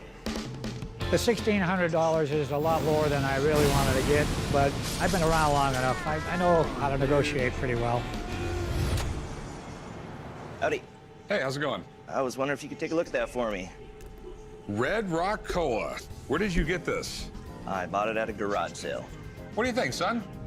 What'd they tell you when you bought it at the garage sale? It was an older lady, and she was not sure if it was real. She thought maybe it was a reproduction, but it looks old to me. It smells old. What does old smell like?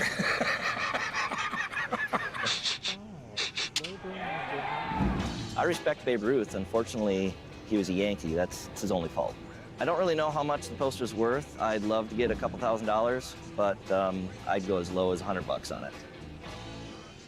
Babe Ruth says it's the finest cola drink I ever tasted. Red Rock Cola, 5 cents. Sweet. Babe Ruth endorsed a lot of things. A lot of tobacco ads. I know he did pipe tobacco, he did cigars, I think he did cigarettes too. I don't know what it is about sports guys, they've just always endorsed things. Joe DiMaggio was a great baseball player, but there was a whole generation of people just knew him as Mr. Coffee. At the peak of Babe Ruth's career, he was endorsing all kinds of products. But believe it or not, he had nothing to do with the Baby Ruth candy bar. The candy company claimed that it was named after President Cleveland's daughter, Ruth. Man. Hey, they got away with it.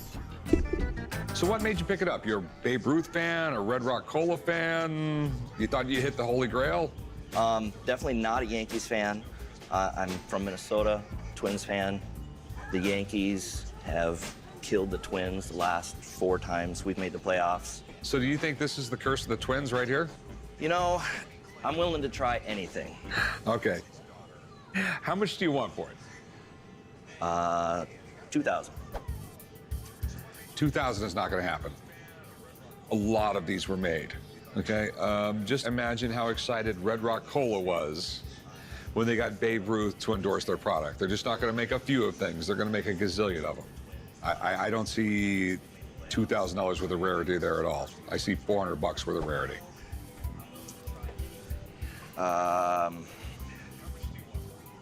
Grand? I see $400. That's as much as I'm willing to risk. 450? $400.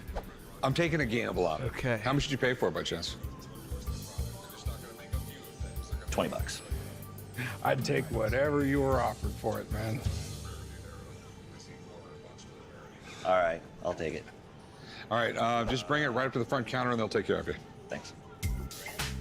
This guy bought the poster right up to the... I'd take whatever you were offered for it, man. All right, I'll take it. All right, just bring it right up to the front counter and they'll take What's care of you. up, Soma? This guy bought the poster at a garage sale for $20. He ended up doing What'd pretty it well. do? I'm the one taking the risk here. But in my experience, it's a pretty sure thing with Babe Ruth. What do you got, man? I gotta get my page Let's see on what's in the Facebook in more groups or something. Yes. That is an old Facebook's X-ray problem machine. is Very like old. they're just not Can I see this pushing thing in anybody action? who's live No. I don't amongst think I'd even videos. think about plugging this in. Where I'm sure the guy who operated it back then didn't live a TikTok very long life. has the For I'm sure You everyone's page, glowing. Yeah. and the For You page gets you out there. It's crazy. I'm also live on YouTube now too.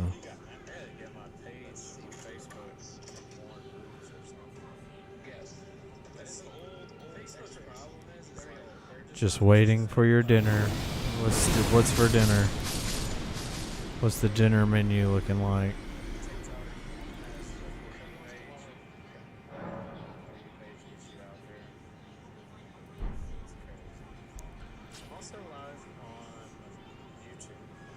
I am also alive on YouTube and tweet. No, I'm not live on Twitch, but I can be.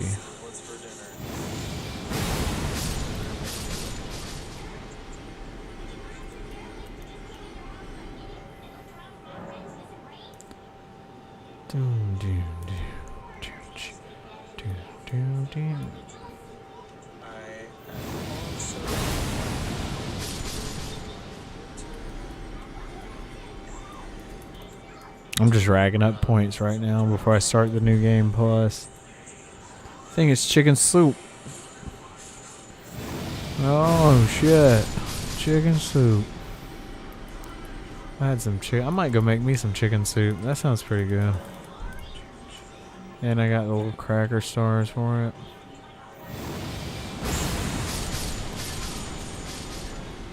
I'm trying to get I think I really should do as much as possible until Joe and I play together again. And then do my new game plus, but part of me's thinking 20 million seems like a good number to stop at. And then like do I don't know what I'm gonna do yet. Because if I don't and I don't spend these points, I'm gonna lose these points fucking around. Let me get up.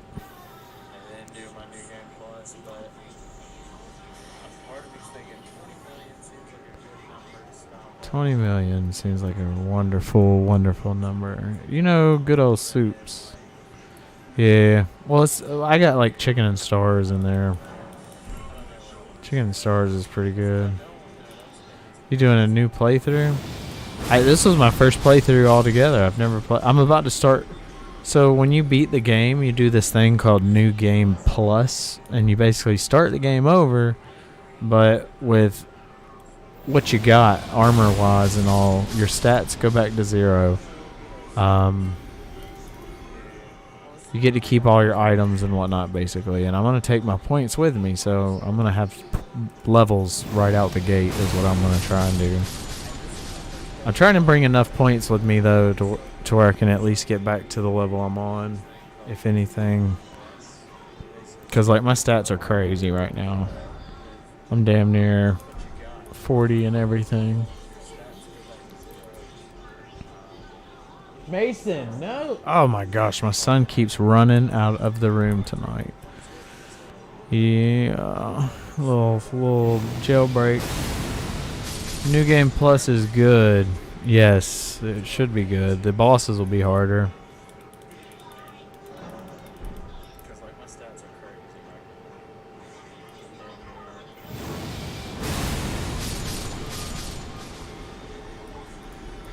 I got like 15 million points right now.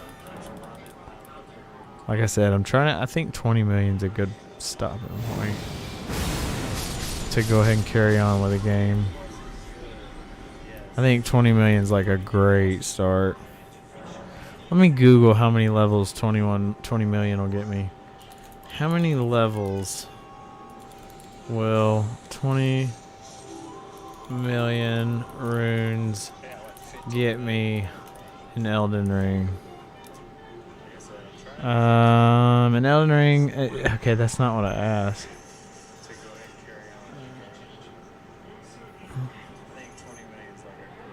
100 million gets you to level 328. Hold on, I gotta go get this kid.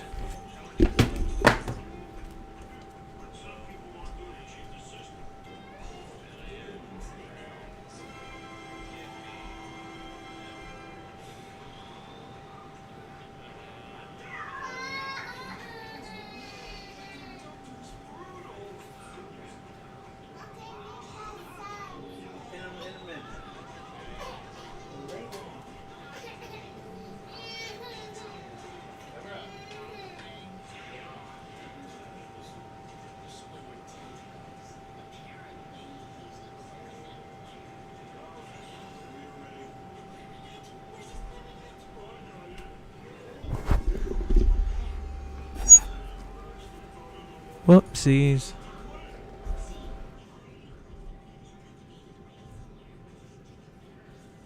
Okay.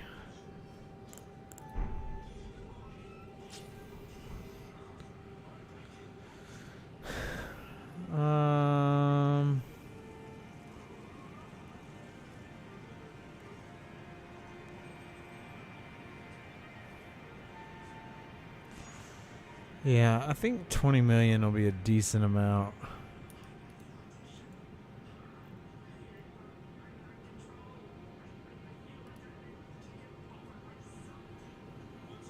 Nobody has a direct answer other than 1 trillion runes get you to 713. This video says get 5 million runes in 90 what seconds. is good, everybody, and welcome to a brand Whatever, new let me Elden see Ring this video dude's where video. today I I'm love going to the be showing you caps. an incredibly awesome glitch, which is literally going to allow you to level up your favorite weapons to max level, and of course get a ton of runes which you can spend on, like I mentioned, leveling up your weapons, or of course leveling yourself up and Show getting me, to that dude. level Show me already. 713, which is max level. Now, as always, before I dive deeper into this video and I'll show you this awesome glitch, a quick word from today's sponsor, the Rogue He's doing Church. rune glitches, Now, I at bet. this spot, there is usually an NPC by the name of White Mask. He usually stands at the entrance to the church, so you simply want to travel this location, walk up to White Mask, and then simply talk to him. If this is your first time seeing White Masks at this location, he's actually going to give you 3 PvP quests, which take about 15 to 20 minutes to complete. Upon finishing those 3 quests, you are then going to go back to him, hand the quest in, and he's actually going to give you a really cool reward. Yep, then you're gonna come to where I'm at. Some dumb to jump shit. across the mountainside. Once here, you are then going to do a little bit of parkouring because you have to go ahead and make your way. He's onto lying, the other though. side It's of not the mountain 5 by million jumping on runes. the rocks which is sticking out. Once on the other side and you make it to this cliff just where I am, if you want to get the maximum amount of runes, you want to make sure that you have yourself a golden pigwood foot and a golden scarab. These items will actually give you an additional 50% of runes. So let's say you guys get 1 million runes. With these 2 items, you're going to be looking at 1.5 million runes, which is Now, insane. he's right. You can Now, get with these items, or if you 200,000. don't have these items, don't worry about it. Proceed to do a single jump off of the cliff, follow that up with another double jump, and then constantly swing your weapon anywhere from 30 to 60 seconds.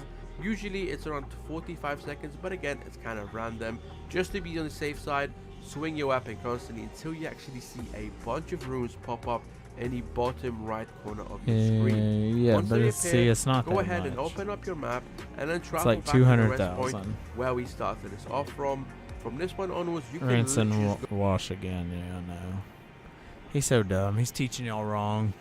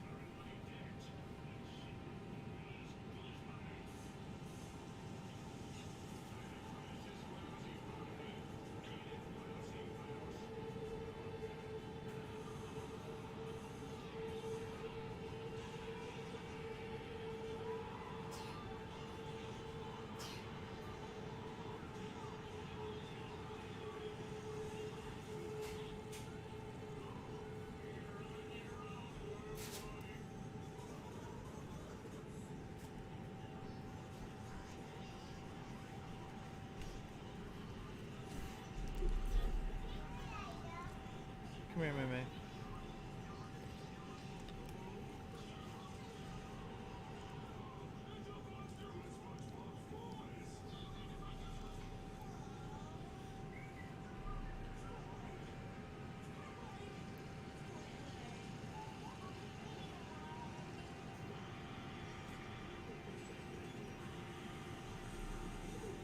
Bye.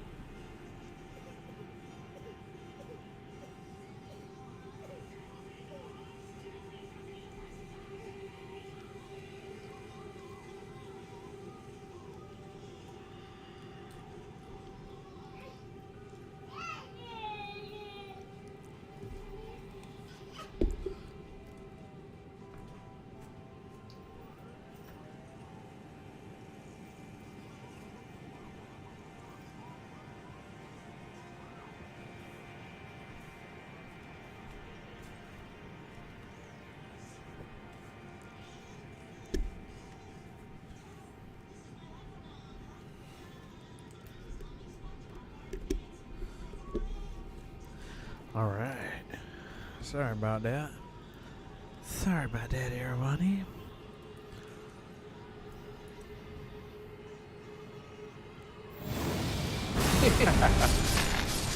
I came down to the pawn shop today to sell a 100-year-old X-ray unit I found at a garage sale. The problem is with these old X-ray units, there's a lot of radiation, and my wife said I had to get rid of it. I'm hoping to sell it today. I'm going to be asking for $800. I probably would settle on $400. What you have here is real interesting. I know it was invented by a German scientist in like the 1890s. The guy literally used his wife as a guinea pig. It really changed medicine and dentistry forever. I mean, it was the first time we could actually look inside of somebody, and it took a lot of the guesswork out. Before this, the only way you could really see inside of somebody is if you cut them open. Open them up. The invention of the X-ray machine is one of the most important medical discoveries ever. For the first time, doctors were really able to inspect internal injuries and detect disease. It's a cool reminder of just how far the industry has come. So how's Detect disease? Is It's that what really he said? cool. This bulky thing is what you take the pictures with, and you put it down.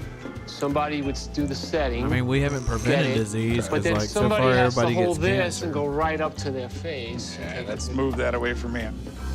Might want to have kids one day. No problem. So, what do you want to do with it, my man? I'd like to sell it. Okay, what are you looking to get out of it? I'd like $800. You know, man, as cool as it is, I don't see a real market for it. I mean, I think a lot of people actually be afraid of to have it in their house, honestly. I'd give you like $100 for it. Damn. $100. I'll go to $400. I'll go $150, man. $150. Why don't we settle on $2?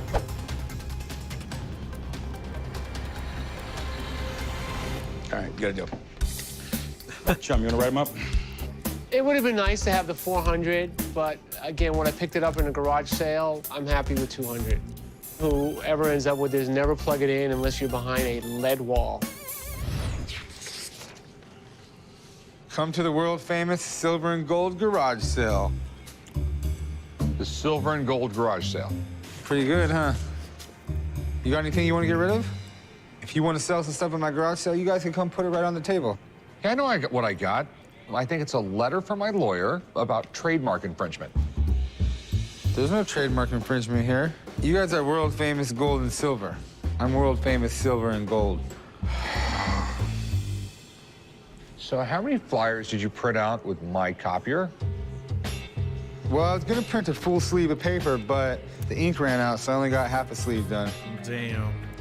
You used all the ink? Well, the color takes a lot more than black and white. Oh, my God. All right, well, I'm gonna go set these by the front door. Get some traffic coming through. And we're advertising his garage sale now. The kid's showing initiative. Leave him alone. I gotta admit, he actually did some work on the flyer. It's got a map and everything. The big day is finally here. Having my garage sale, getting rid of all the stuff I've accumulated over the last year. It's gonna be real nice. Would you sell these as a set? I'll give you the fly swatter for free if you buy those, man. Really? Yeah. That's picture 75. Rick, what are you doing here? Figured I'd stop by and look at your yard sale. Well, I hope you're here to buy something, because I don't really have a lot of time to be talking to someone who's not a customer. Okay. Hey, these are cool. Yeah, wrestling, 1980s. Did you know, like, wrestling basically started on television in the 1950s? It was like, wasn't wrestling in the Olympics for hundreds of years? Well, I'm talking this kind of wrestling. In the 1980s, these guys just exploded. I mean, Hulk Hogan, he was a straight-up rock star. Don't try to woo me with all this wrestling information, Rick. I know what you're trying to do here. What am I trying to do? Trying to woo him. You're dealing with the master, Rick. I practically tell you everything you know. You can't come into my yard sale and lowball me. I'm not trying to lowball you. I'm just trying to educate you on your product. Anyways, if you want these, it's gonna be 50 bucks. Take it or leave it. And it comes with the ring? Well, since you are in love with them, I would say... I'm not in love with them. They just have a really neat history. Take the ring. Pay up. Fine, 50 bucks. There you go. They're mine. I was gonna give him like 100 bucks for his little wrestler guys, but you know what? With Chubb's attitude, I'm more than happy to pay him the 50 bucks. Hey, what can I help you with? I got this cannon, toy cannon, I think. I was curious. I'd kind of like to see what it's worth and maybe try to sell it. That's a pretty sweet toy. Can you imagine terrorizing your sister's Barbie collection with this bad boy? Throw a G.I. Joe on top and just right in. Fire in the hole! I decided to come to the pawn shop today. I found this miniature cannon at a garage sale and wanted to bring it over and possibly sell it. If it's worth some money, you know, why not take the money and run? Where in the world did you get this? Garage sale. Do you know anything about it, or? No, the people said it was in their family. They didn't want it anymore. And okay. Every now and then I go around to these things, and it just looked really cool. And I thought I'd pick it up. Thought my kids would get a kick out of it as something to have around the house. I think it's really old. Those are hand-cut threads right there, which means probably before the 1830s, 1840s. Wow. All the wood is oak, and what's got me intrigued here, this is real bronze right here. Okay, and it's something this old made out of bronze was expensive. Bronze was not cheap. It was expensive metal, and it's hard to work with. There's certain things I can tell you about this just by looking at it. How and when it was made, that it was expensive, and that I've never seen one before. But that doesn't put me in a great position to make a smart buy. So what do you want to do with it? If it's worth something, then I know what I paid for it, so I may sell it. You know, I have no idea what it's worth, and I need to know how old it is. Those are my two big concerns with the thing. But it looks like a toy to me, but it's also like a gun. And I'm just trying to figure out who I should call. If I should call a really old gun expert, or should I call a really old toy expert? Whichever's going to give me the most value. Well, let me call up some buddies, figure out if anybody knows anything about this, and I'll try and get them in here tomorrow. Would that be good with you? Sure, that's great. All right, thanks a lot. Thanks so much. This thing is really neat, but I need to know what it is for sure before I make an offer. So I need to make some phone calls and get someone down here to take a look at it.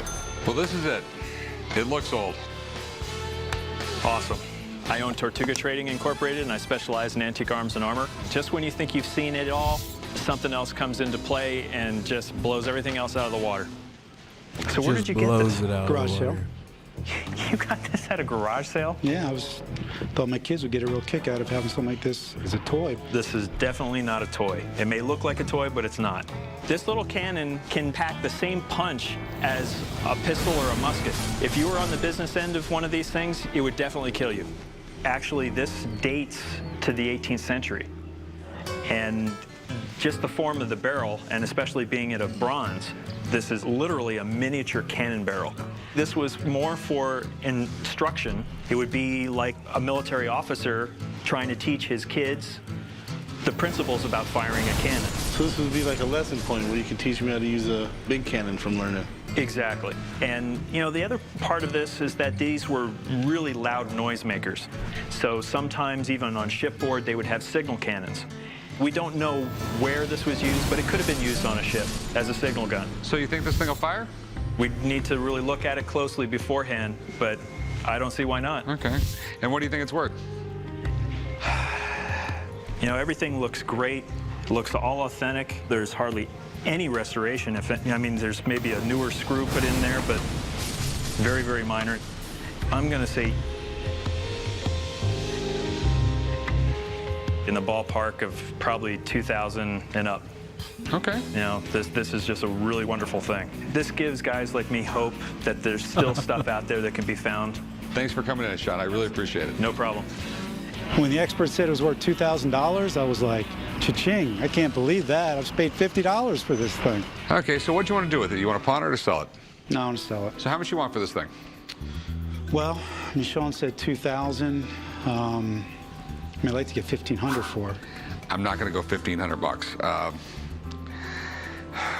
I'm thinking more like $700. I mean, this thing's going to sit around a long, long time before I sell it. You don't know that. I mean, I understand it may sit, but it may not, too. I got to resell this thing, and it's not something that just people walk in here every day wanting.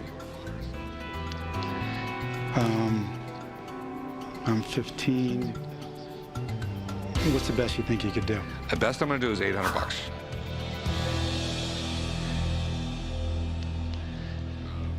That's good. I mean, I paid $50 for it. That's a hell of a return. That's a deal. Yes. Okay. $800. I'm going to write them up. Let's go write this stuff over there, man. Great, thanks. Rick, we got to go test this thing out. I'm really glad I bought this antique cannon. It's going to look great in the display case. And eventually, I think I'm going to get a really good price for it. And if I can actually get it to fire, it might even be worth more. Remember, these things were instructional devices. And, you know, even though it looks like a toy, it really isn't. This will definitely kill you if you were on the business end of it. So it's not something to take lightly. Okay. Don't let the size fool you. This thing could cause some serious damage. You're gonna load this thing up. Gonna put about 50 grains of black powder in here. 50 grains? 50 grains. Then the projectile. You're gonna load it down, pack it in good. Then we're gonna put a little bit of priming powder on the touch hole. And then I'm going to use this as a lens stock like they did in the day and have a burning fuse on the end. They're about to fire Gives me this some cannon. distance, just to be on the safe side. All right. So when I touch this thing off, we need to be far away. Because Okay. this thing hasn't been fired in, you know, who knows how long. I got to admit, I'm a little nervous. I just hope it doesn't blow up in our faces. Okay, guys, here we go.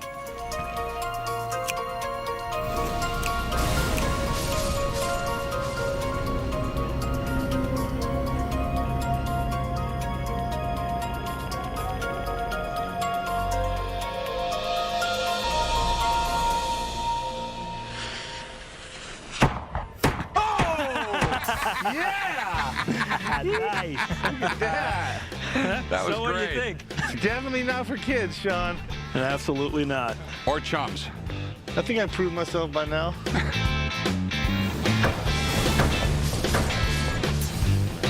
Thanks a lot, Sean. It was a blast. Absolutely, anytime. Thank you.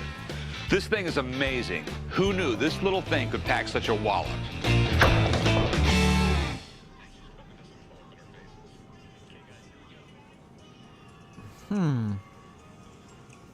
I wonder if with the new game plus, like,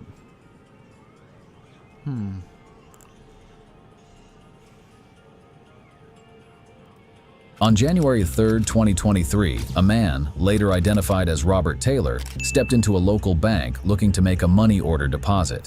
While this should just be a typical routine for the cashier, she noticed that the ID he presented didn't match the account. She then sent in a silent alert, and soon enough, a police silent, officer a arrived at the silent. bank to investigate. Hey, don't go anywhere yet. Hi. Name's Officer Hall. Oh, hey. Okay, stay right. Come over here with me, okay? Okay. Come this way. My name's Officer Hall, Brookhaven Police Department. I'll explain it to you in just a moment, okay? Do you have ID on you?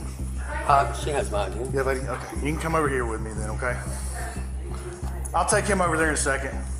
Give me 1 second. Nope, you're not going. You're right now. You're being detained, okay? You're not going anywhere. For what reason? I'm investigating something going on right now, okay? Okay. Until then, until I say you're free to go, okay. you'll be free to go at that point, okay? Right now, you are not free to go. Okay.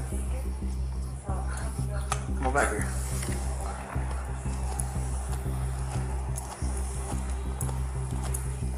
What's going on? Step back here and I'll explain it to you. 60 check on. Can you run an oil in for me?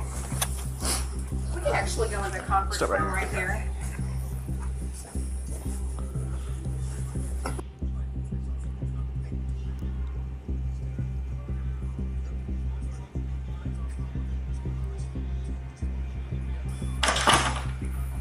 This door's locked. Upon taking Taylor into the conference room, the responding officer starts questioning him. In the process, the suspect reveals that an accomplice asked him to make the deposit. Do you live in Georgia? I do. Okay.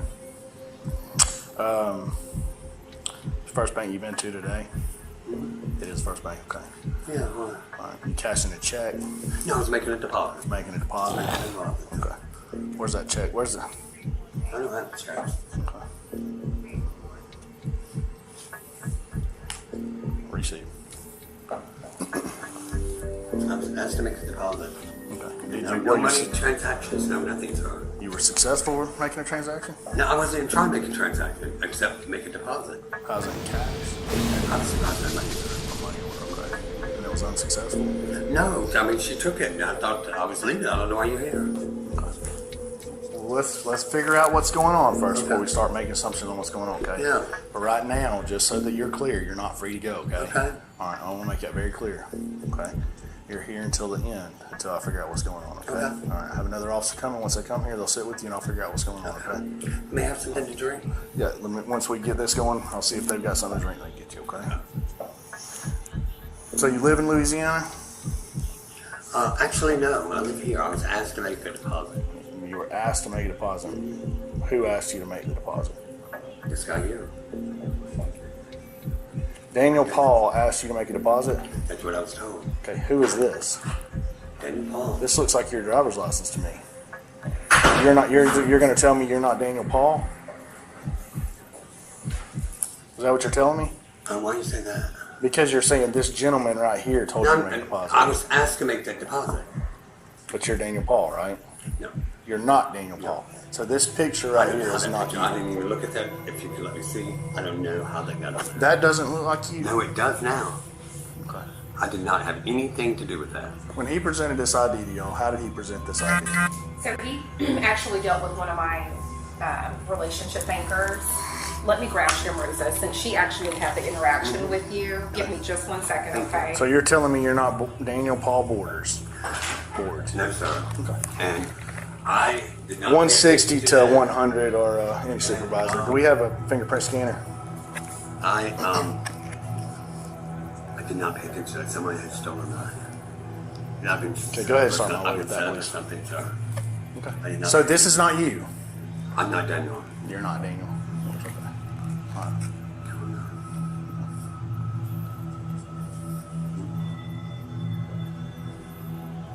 So you're telling me you don't weigh 160 pounds and you're not 6 foot? I am 6 foot. Okay. And looking at this picture, it looks like in your eyes and your hair, it looks like me. And your ears, it looks like you. And I have no knowledge. And this was in your hand, and you don't know how this got in your hand, or who gave this to you? No, I was told to make the deposit. That's the person who gave it to me. This is the team member who actually assisted him. He came and he said he wants to deposit this into this account. And he said that this account number, the person who gave him, is incorrect. He's trying to deposit $8.89. Yeah. As the questioning continued, it became known that Taylor had been to 2 other branches of the bank, trying to get information on the account he wanted to deposit in. The intention was to gather full account information for a later withdrawal. And what's But additional verification all throughout today. Okay, this is not the first stop. Okay. So he's been It doing started this out at our Roswell location. Okay. Okay. Then did you go over to our Buckhead branch not too long ago? I went to Buckhead because and they said that the system was down over there. So let me finish. So he's been, now this is the 3rd stop. Yeah. So according to what has been shared with me, information has been trying to be received on the account. However, we haven't been able to properly verify this gentleman against the account. Yeah. So information that has been given to get What's up, more Joe? information from the account, we haven't been able to provide. Joe, him I'm at 16 million. Clearly, this is not. So we're trying to deposit $8.89 into this account. Okay, listen, I'm going to tell you right now, I don't buy your story that this is not you. We're going to The get picture is me, but First the name's off, not. okay, first off, we're going to get to the bottom of who you are, okay? We'll deal with that, okay? But this to me looks just like you, okay? Weight, height, hair color, eye color. Go ahead.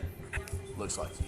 Just when you would have thought things could not get more interesting, one of the bank officers revealed that the true client on the account had been out of town for a while and had no idea who Taylor was. And let me just mention this.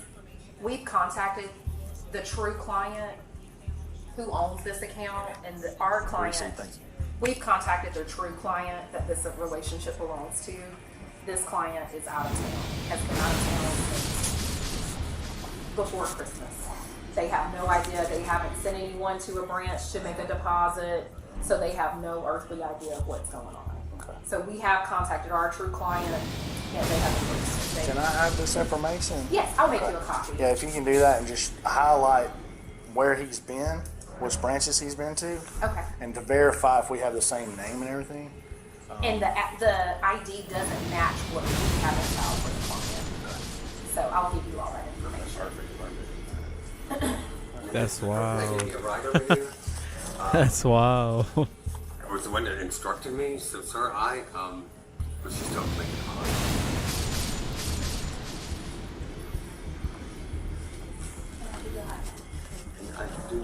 Should have left your game open. You will have that chance. Before you left. Drove that shit in a crazy down. Oh, damn, dude, the rain, yeah. Where's your ID at? Couldn't see 5 foot in front of me. Wind almost blew me off the interstate. Yeah, I don't typically drive in those kind of conditions. I would rearrange the date. I'd be like, hey, I'll come get it tomorrow. It's clear I just don't Taylor like is driving in big bad trouble. weather. At this point, the officer tells him to explain the reason behind his actions. It's just not worth anybody's life. Okay. Here's the ID. Please make this deposit. I didn't. How does someone have your picture and make an identification? That's what I'm saying. Somebody has done identity something. And it. So someone's caused identity fraud against you. That I know for a fact. It's reported on my credit and stuff. But this somehow, I don't know. I didn't pay attention to it. I swear to God. You don't pay attention to what somebody's doing. I just felt it's a thing. It's not cashing anything. It's like, here, make this deposit. I'm ready to make a deposit. I was dropped off right here. Do you want to try this and make it easier on you and tell me everything? Just rain ain't bad. Truthful. It was so bad. Everything went white. But right now, I have your God instruction. I have your almighty. fraud. Okay. Bottom line, it's just simple. All right. I don't buy your story, and I don't buy that you're telling me that you didn't know that was your picture on there. Bro, I'm just ready to get into fighting again. I'm just trying to make sure when I start this new game plus, I got a good footing. That Taylor's act is part of a recurring scam carried out by client impersonators. So this has been an all-day event, basically. So he started out at Roswell. Because I feel like we get to max level, and then it's like the game's over, you know? You got to start over, and then you got to start with fresh points again. F all that. I want to start a new game over again with my current points. I want to be the one whooping. I want them to boss me. So you think he's trying to get these accounts? And that's what they do. Client impersonators come in with fake IDs. They'll deposit something.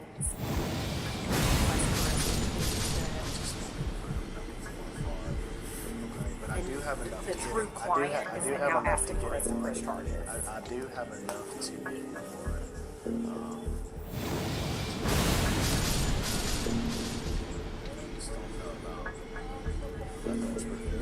From Jack. Oh, Perry? Oh, God. I still hate Perry, though, but that's a straight shot, at least. But he's fishing around trying to get information. And his system wasn't down. I used to work there. The managers, we have a group chat. They told me, like, and she gave me a heads up because typically what they do, they will come to here, Buckhead, and Cumberland. So, but that card that you're showing that he gave Rosa with the account number, they wrote down the correct account number just for this purpose. I'm just going to print out the whole email thread that shows you what he did at each branch. All right, let's take a seat here, okay? All right, anything? Do you have your business card? I do. I'll get you all that. Taylor is back from the bathroom and tries to see if he can weasel his way out of his crime. However, the officer does not budge. Criminal Soon enough, scumbag. he arrests Taylor. Your photo with your height and your weight. You're going to jail, buddy. Turn around right there. Okay. I'll try to be a little softer for you, okay?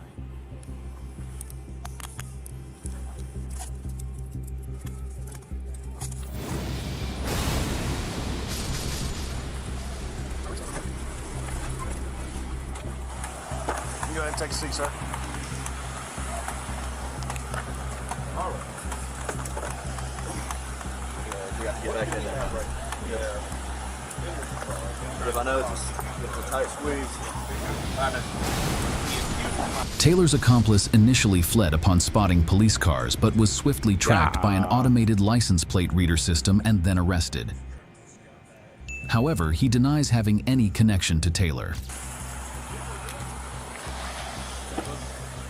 How you doing, Mr. Raphael? My name's Officer Hall, Brookhaven Police Department. You're under arrest, okay? For fraud, on one count, okay? This gentleman over here has identified you, okay? We found this gentleman on one of our cameras, flock cameras, with him in your passenger seat of your vehicle, okay? So you're gonna be arrested for fraud on the first count, okay? On one count, okay? Do you understand that?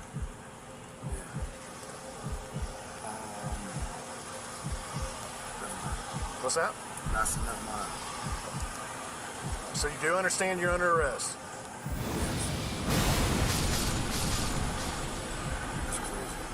Do you want to talk to us? No, I don't know how that was affiliated with him or whatever. Oh, that's a whole different case. What the hell? I didn't even hear it change. When a mom discovers her son's heart, when dumb carers try to Shut up and give me that and I'll sign it. Step out. No. I don't do. Stop.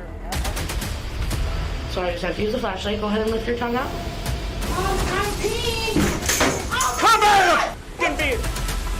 Get out here now! Get out! That's not what happened. I got refunded to live in Utah. You're gonna get an additional. Catching killers.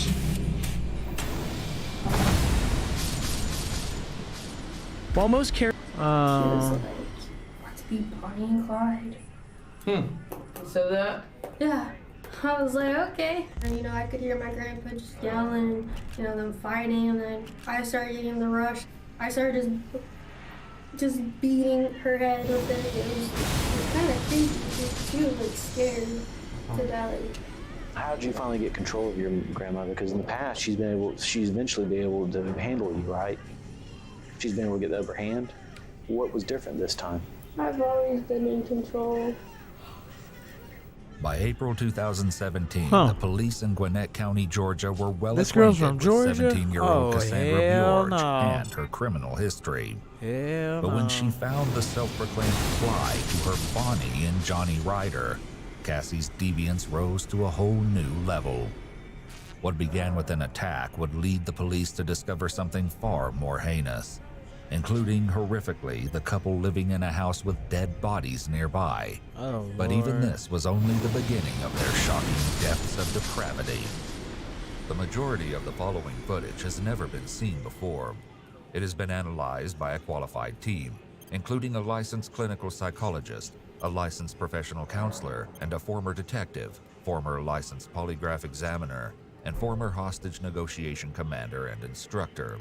Chaos kicked off on April 8, 2017, shortly after 8:30 p.m. when police received a call from Tomoko Ryder, Johnny's mom, who had just walked in on an assault in progress in her home. Though none of the responding officers could have possibly known, they were now investigating a bizarre string of violence, and a case that would come to encompass so much more than assault. Mindy Ryder, Johnny's sister, provided this summary of the attack, starting when she and her boyfriend Kevin returned home to eat dinner. I'm not sure what time it was, but we were about to eat the food we just took out, and I noticed my room is trashed, like everything's been flipped out, like all my purses have been went through, and I told my brother, I know you did this. You and your girlfriend are the only ones that have been home. Like, just own up to it. Like, just own up to it and tell me. I won't call the cops or anything. And at the time, he was on the phone with my mom, and he was like, so if I own up to it, you won't call the cops? And I said, yes. So that's when he hung up, and I hung up on the police. Like, I already dialed 911. And then all of a sudden, he goes out and comes back in and just sprays us straight in our faces and starts hitting us and tells his girlfriend to go grab the bat. 19-year-old Johnny and his girlfriend, 17-year-old That's Cassie crazy. George, then That sprayed girl Mindy and is Kevin in the face crazy. with I bear can't believe she repellent, lives in Georgia. which is stronger than typical pepper spray. The attack only escalated from there. And I see her come in with the bat, and the first thing she does is hit me across my back. And I try to grab it from her, and she hits me on the head and kicking me in the stomach. And Kevin and Johnny are fighting in my room. So I chase her out to the living room, and I'm trying to grab the bat, and I hear Kevin begging my brother, like, Johnny, please don't do this. You don't have to do this. 17 and I went in the room, million. and Johnny had Kevin in a chokehold. Or 3 and, million my brother's away. girlfriend was in there with the So bat. that's like And so I was able 3 million to away grab her by her hair means and like take the bat away from her. And I started hitting my brother, telling him to let go. 3 and then I million handed the bat to Kevin. And then Kevin was gonna hit my is brother, but my brother caught the bat. And then we all 15 fought more over the times, I bat. think. And it was me and my brother on my sofa. And then Kevin grabbed a beer bottle and told Johnny to stop, to just let us go. Maybe more. And like, we won't do anything. But my brother said he will never do that. And so Kevin hit him on the top of the head with the beer bottle, and it shattered. This girl killed her grandparents to be with her boyfriend, and then they lived in the house with them dead. That's crazy. Crazy. I just blocked it, so it was okay. But second time I got hit my teeth too. He kicked me in the face, so my teeth fell down. The escalation from attacking with a bat to a hammer was stopped when Johnny and Mindy's mother returned home from work. With the odds no longer in their favor, the two assailants, Johnny and Cassie, fled. However, this would eventually prove to be their downfall. In addition to his damaged tooth, Kevin had injuries to his hands, arms, and ear, not to mention the burning of the bear mace. As for Mindy, it took 7 staples to close a wound on her scalp, and she also had welts on her back from the bat. The assault wasn't the only crime committed at the Ryder house that night. In fact, it was only the beginning. Johnny and his girlfriend stole Mindy's car to make their escape.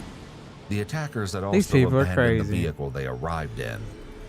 When police ran the plate on that car, they made a shocking discovery. It belonged to a 63-year-old man by the name of Randall Bjorge. The car wasn't the only tie to Randall, though. Randall's granddaughter was Cassie. The first hint that something was wrong actually came over a week prior on March 28, 2017, when Cassie's grandmother, 63-year-old Wendy Bjorge, reported Cassie missing. Wendy and Randall had custody of Cassie for over a year by this point. They'd hoped to help her through some behavioral issues she'd been having, including using drugs and running away. Based on her recent disappearance, though, it seemed that at least one of those issues persisted. When there was still no word from Cassie after a few days, Wendy made this Facebook post asking friends to keep an eye out for her granddaughter. After that, it was radio silence from the Bjorge family. It looked like Wendy and Randall had gone off the grid just like their granddaughter.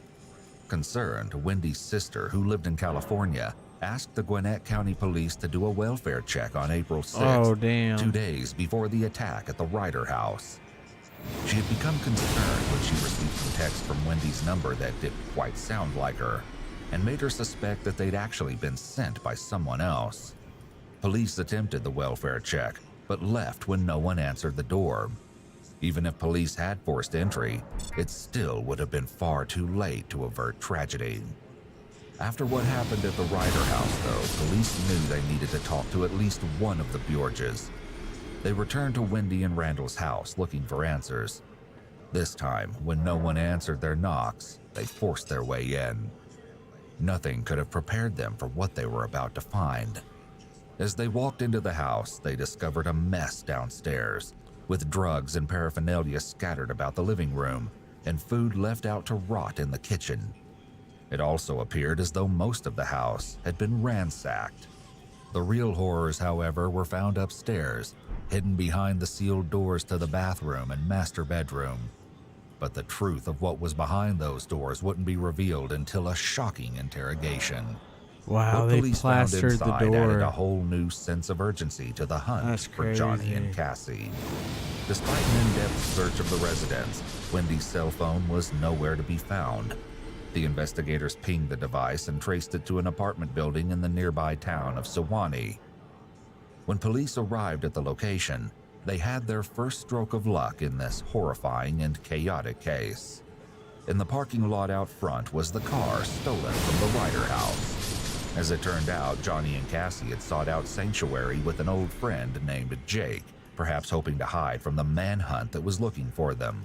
Iwu obtained an exclusive, never-before-heard interview with Jake, who spoke about Johnny and the events of the fateful night, which led to police arriving at his home the next morning.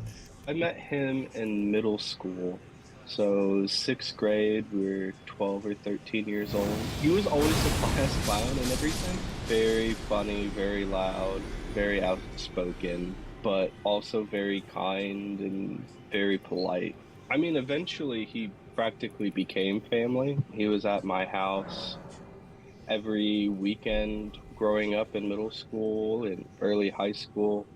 By mid-high school, however, Jake and Johnny drifted apart as Johnny became more involved with drugs and alcohol. They'd only recently gotten back in touch to have lunch a couple times, but Jake never could have expected what the relationship would bring next. It was about 10 p.m. and I was at work. And I got the call from my mom that he was at the door. And so when I heard that he was there and that he was crying, I left work immediately and went straight home. According to Jake, Johnny was accompanied by his girlfriend, who introduced herself as Cassandra. Jake had seen her once in high school, but didn't know her any more than that. That night, he said she was quiet and polite, and didn't give him any indication to suspect a more sinister reason for her presence. They couldn't have known the shocking secrets they were hiding. That's when things started to take a weird turn.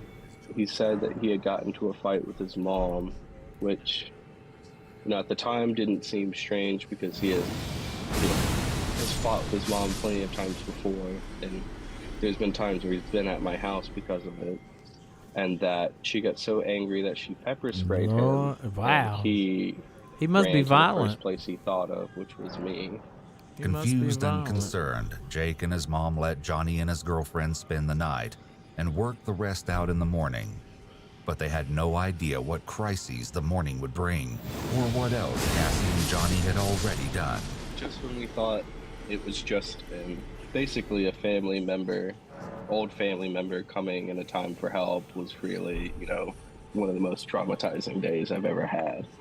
Despite the horrors to come, the day actually started like any other. I woke up the next morning and he was, 17. Talking to my family like how he always did when we were kids, treating them like a parent, treating me like a brother. He was drinking coffee outside, catching up. And when I went to take my dog out, that's when I started to realize that things were turning for the worst. At the time, our building faced out towards the parking lot. And every day I see the same cars. But that day there was a blacked out Suburban right in front of our house, which I thought was really strange. And go back in, have a cup of coffee, and next thing I hear from my room was a blowhorn basically calling out my apartment number and Johnny's name to come outside. And it took me a second because you're not expecting to hear that at 10 a.m. on a Sunday morning, until finally the second time it happened, I got up and I started walking down my hallway. And next thing I know, there's red dot sights on the walls, on my body. Jake said that instinct took over, and he collected his sister and his mother, who had recently started to use a wheelchair, and prepared to exit the apartment. Unfortunately for the family, the horror was just beginning. As we're about to go out the door, I see Johnny grab a knife And I was like, what the hell are you doing? And he was like, what I thought could have been coming to stab me was him coming to give me a hug and say he's so sorry. And he's sorry for doing this, sorry for everything. He told me that he loved me and he wishes he didn't bring this on us and my family. And I just kind of froze, and he dropped the knife, gave my sister a hug, said the same thing, and then we went outside to every freaking cop in the county there. A few Yeah, I SWAT bet he won't vans, kill nobody again. an ambulance. He Johnny might. and Cassie He were might. still inside. Initially, the SWAT team and other investigators resolved to Once wait a killer, them out always until a they killer. were contacted by Johnny's mother, who You had should never be received a pushed concerning that voicemail far. from her son. Nobody's life is worth your imprisonment. Don't go to jail for dumb shit. Just walk away.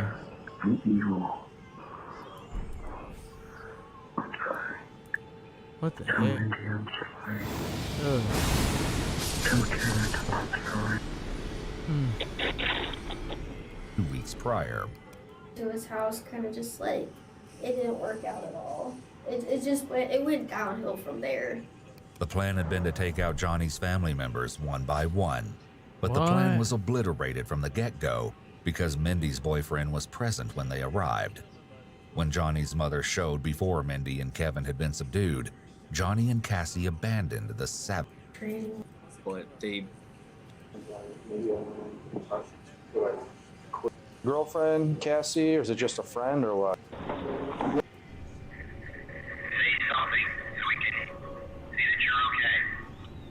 Neither Johnny nor Cassie responded, and when the robot forced its way past the bathroom door, it became clear as to why.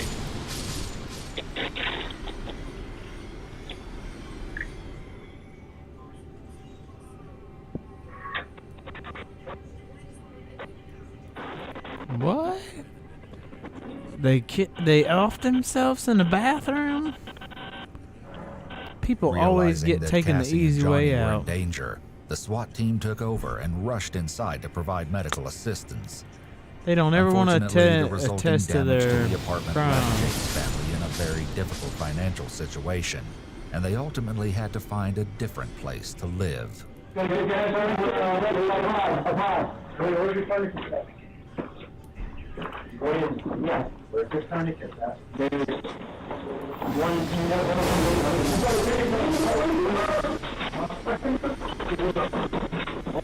We're at 18 million. Johnny and Cassie were rushed to the hospital to receive emergency treatment. For the time being, it was unclear if these injuries were self-inflicted or if the couple had turned on each other once they realized they were caught. There would be no answers to those questions or any others if Cassie and Johnny didn't survive. Thankfully for investigators, after a few days, doctors at the hospital determined that Johnny was stable enough for an interview. So, I mean, we do like to kind of find out, what happened and kind of get your side of the story of what's been going on the past few days, and. He's been at the hospital. Mm-hmm. Would you like to talk about? Is that your girlfriend, Cassie, or is it just a friend, or what? Yeah, she's fine. No, she's fine. No one's told you anything, or? Yeah, she's fine. How long you guys been dating? It's a lifetime. You can't live without Cassie. Like, I don't know why. I never felt like this about any other girl. This is a bold statement from 19-year-old Johnny, considering he'd previously been married and only finalized his divorce about 2 weeks prior. I heard her scream. Yeah.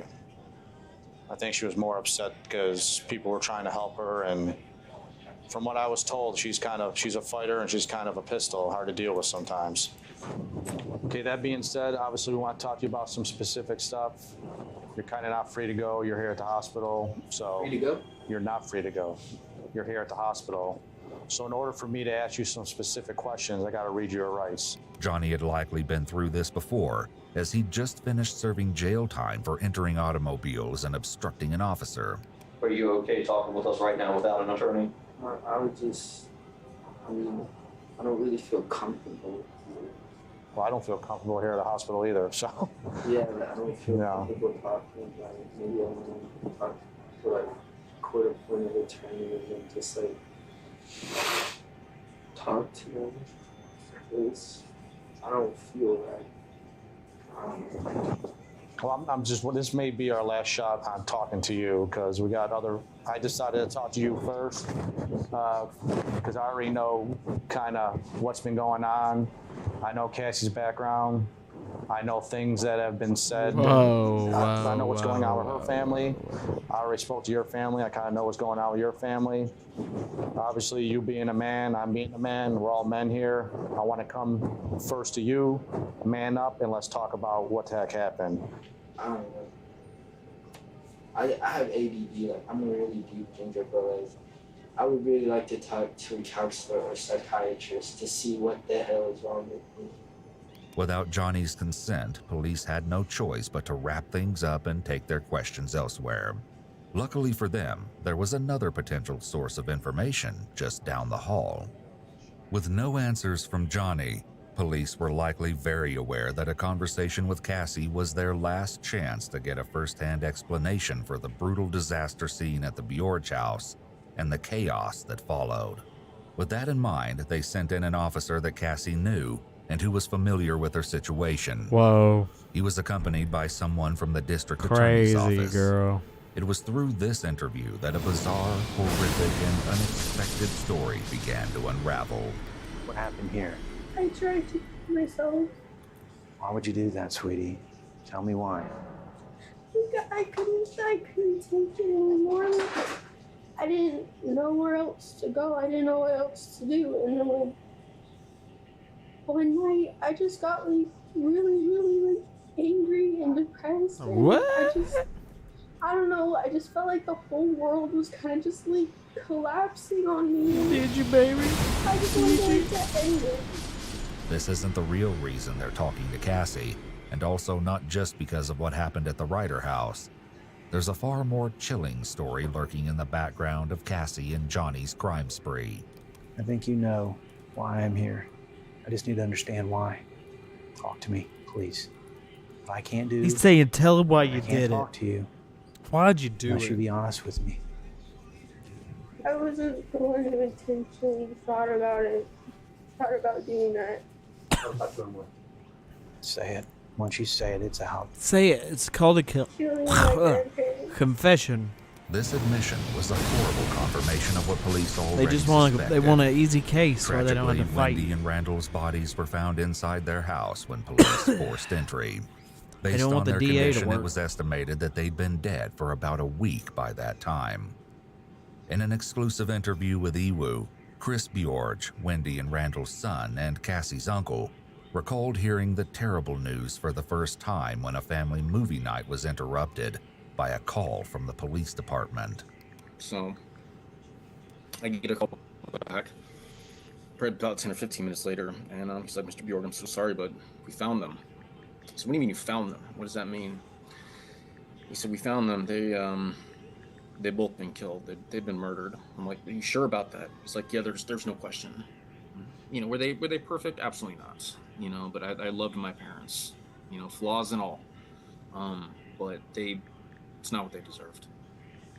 Cassie's admission to the murders would turn out to be the least shocking detail of what she would tell investigators once she was transported to the police station for a more formal interview.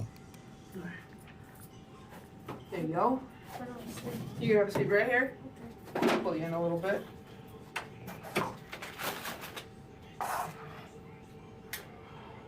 You guys use the bathroom? Can you grab the cutters? What? Despite Ain't the no way seriousness this of her girl's getting away circumstances, with this. Cassie doesn't seem too worried while waiting for police to come back with a tool to remove the plexicuffs around her arms. Oh, let me get these things off, yeah. Okay. You are doing all right eating? I was getting there. Tools. You mean scissors? Do it away from me so I don't. They didn't. Stab me. He said to get the tool to take the plexiglass. I just did already. Cuffs off. Was it a name brand of scissors? I feel better. The hell? Thank you. With that handled, the investigators settle down to eat with Cassie. It's unusual that everyone is eating together and an out-of-the-box approach.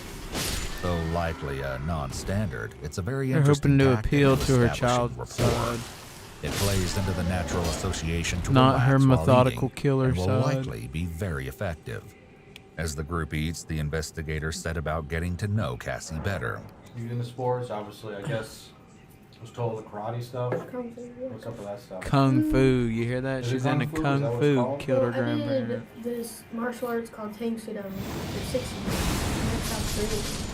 And then I grew out of that. And then I found Shaolin Gong Fu. which is Shaolin basically Gong Kung Fu. But that's what they call it in Chinese. And so I started doing that, and I've been doing that for 4 or 5 years. This girl does Shaolin Gong Fu. Pretty good at it? Mhm. And she Yeah, killed her I'm grandparent. Yeah, I mean, I'll go to tournaments all the time. I mean, I went to China. You for won't. a You month won't go anywhere last year. anymore. Wendy and Randall made the trip to China possible for Cassie. Yeah, you won't According be. to friends You won't and be family, going they'd nowhere hoped no that this more. trip, along with a subsequent visit to Disney World, would help Cassie get a fresh start after moving in with them. But even this Disney generosity woke wasn't her. enough to That's what protect happened. them from her wrath. Killed her Did you grandparents. go? Did you graduate high school? Could you or- imagine one trip to How'd Disney go? and you're brainwashed and you kill your grandparents? That's At the fucking crazy. No, I do online now. K-12 International. I stopped going to Duluth in 2015 because that was around the time where like all the stuff was happening with my parents and stuff, and I started getting scared going to school because my stepdad would literally come on campus, looking around the whole campus just to find me. Like he was going in classrooms and stuff, so I had to get like a restraining order.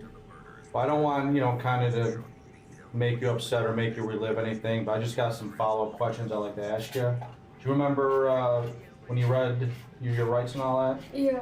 Okay. Ain't no way she Did gets you away with understand all all that? Yeah. Cassie has read her rights, and then the police got down to business. They started things off easy by asking about Johnny, likely trying to get a feel for the relationship at the heart of such terrible violence. You and Johnny pretty tight? Did you have feelings for him? Just kind of a boyfriend type thing? Or? I have feelings. I still have feelings for him. I care about him. She cares Yes, about I'm gonna her. ask a corny question. Is it love or not? He helped kill her grandparents. This is what he told me. After Tyree, we went to Atlanta, and we were on like this, I don't know, it was like this parking lot thing, and we got to see like the whole city. And he told me that when we were sitting up there, that like for a second he looked at me and I looked at him, and he told me that all he could see was just me and then purple around me. And he said like purple is like a sign of love. And he said like ever since then like it was like love at first sight. Is he okay? Yeah, he's fine. Sends his regards and all that stuff. So. Is he doing okay? No, he's fine. Yeah, he actually is better off than you. You know, they weren't that deep or anything, so he didn't. Really? Mhm. I could have sworn it was worse for me because I remember when we were in the bathroom, because he did it with me too. He kept going and I kept telling him to stop. So, Yeah, maybe this tougher skin. I don't really know. At this point, it was time for the police to ask Cassie some harder questions. Regardless of her forthright demeanor, police already knew from what they found in the house that Cassie was keeping some of her more callous actions to herself. They just had to get her to admit it. Confession. As she tells her story again in the interrogation room, there are key changes and omissions from the one she told while at the hospital, leaving the officers the task of piecing together the horrific truth. the plan was that we were both going to get both of our families. But first we got my grandparents. Then that's why we went over to Johnny's house. And we attacked his sister and her boyfriend because he wanted to kill his family. Okay. So that's like, we stayed in town for a couple days because, we wanted to get some money, we wanted to get ready to leave. And then that plan. Damn, they were gonna was kill over all to these the people, house, take and all the just, money like, they had and It leave. didn't work out at all. it went downhill from there. The plan had been to take out Johnny's family members one by one, but the plan was obliterated from the get-go because Mindy's boyfriend was present when they arrived. When Johnny's mother showed before Mindy and Kevin had been subdued, Johnny and Cassie abandoned the savage attempt. Clearly, the assault that had kicked off the investigation in the first place wasn't an assault at all, but rather attempted murder. That was Johnny that did it. Because then, that's the reason why he asked me if I wanted to kill my grandparents. Because he wanted to already kill his family. Are you okay? And he was like, come here. Let's be Bonnie and Clyde. Come here. Despite Johnny's I'm almost questionable done. I'm almost at aspirations, 20 million Cassie and Doug's didn't say getting that off. any of this struck her as a bad idea. In fact, it seems likely that Cassie and Johnny were a dangerous mix of two antisocial personalities. They seemed to fuel each other's anger. Had they not joined forces, it's very possible that individually they wouldn't have been able to go through with the plan. But they were both willing to do the unthinkable together, becoming the ultimate toxic personality mix. So I guess let's start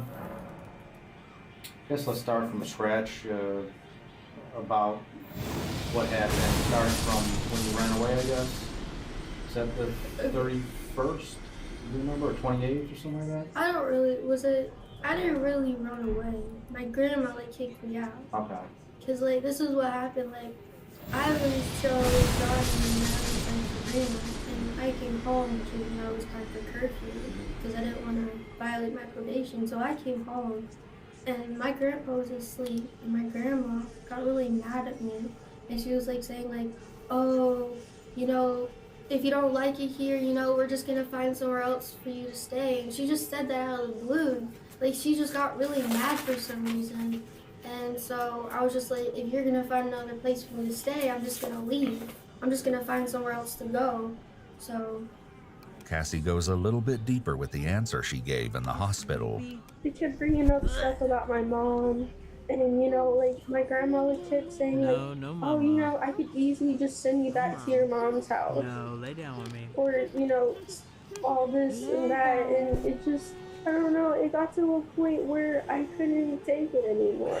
Despite Cassie claiming Wendy kicked her out, it sounds more like Wendy was expressing concern that Cassie was still struggling in her new situation.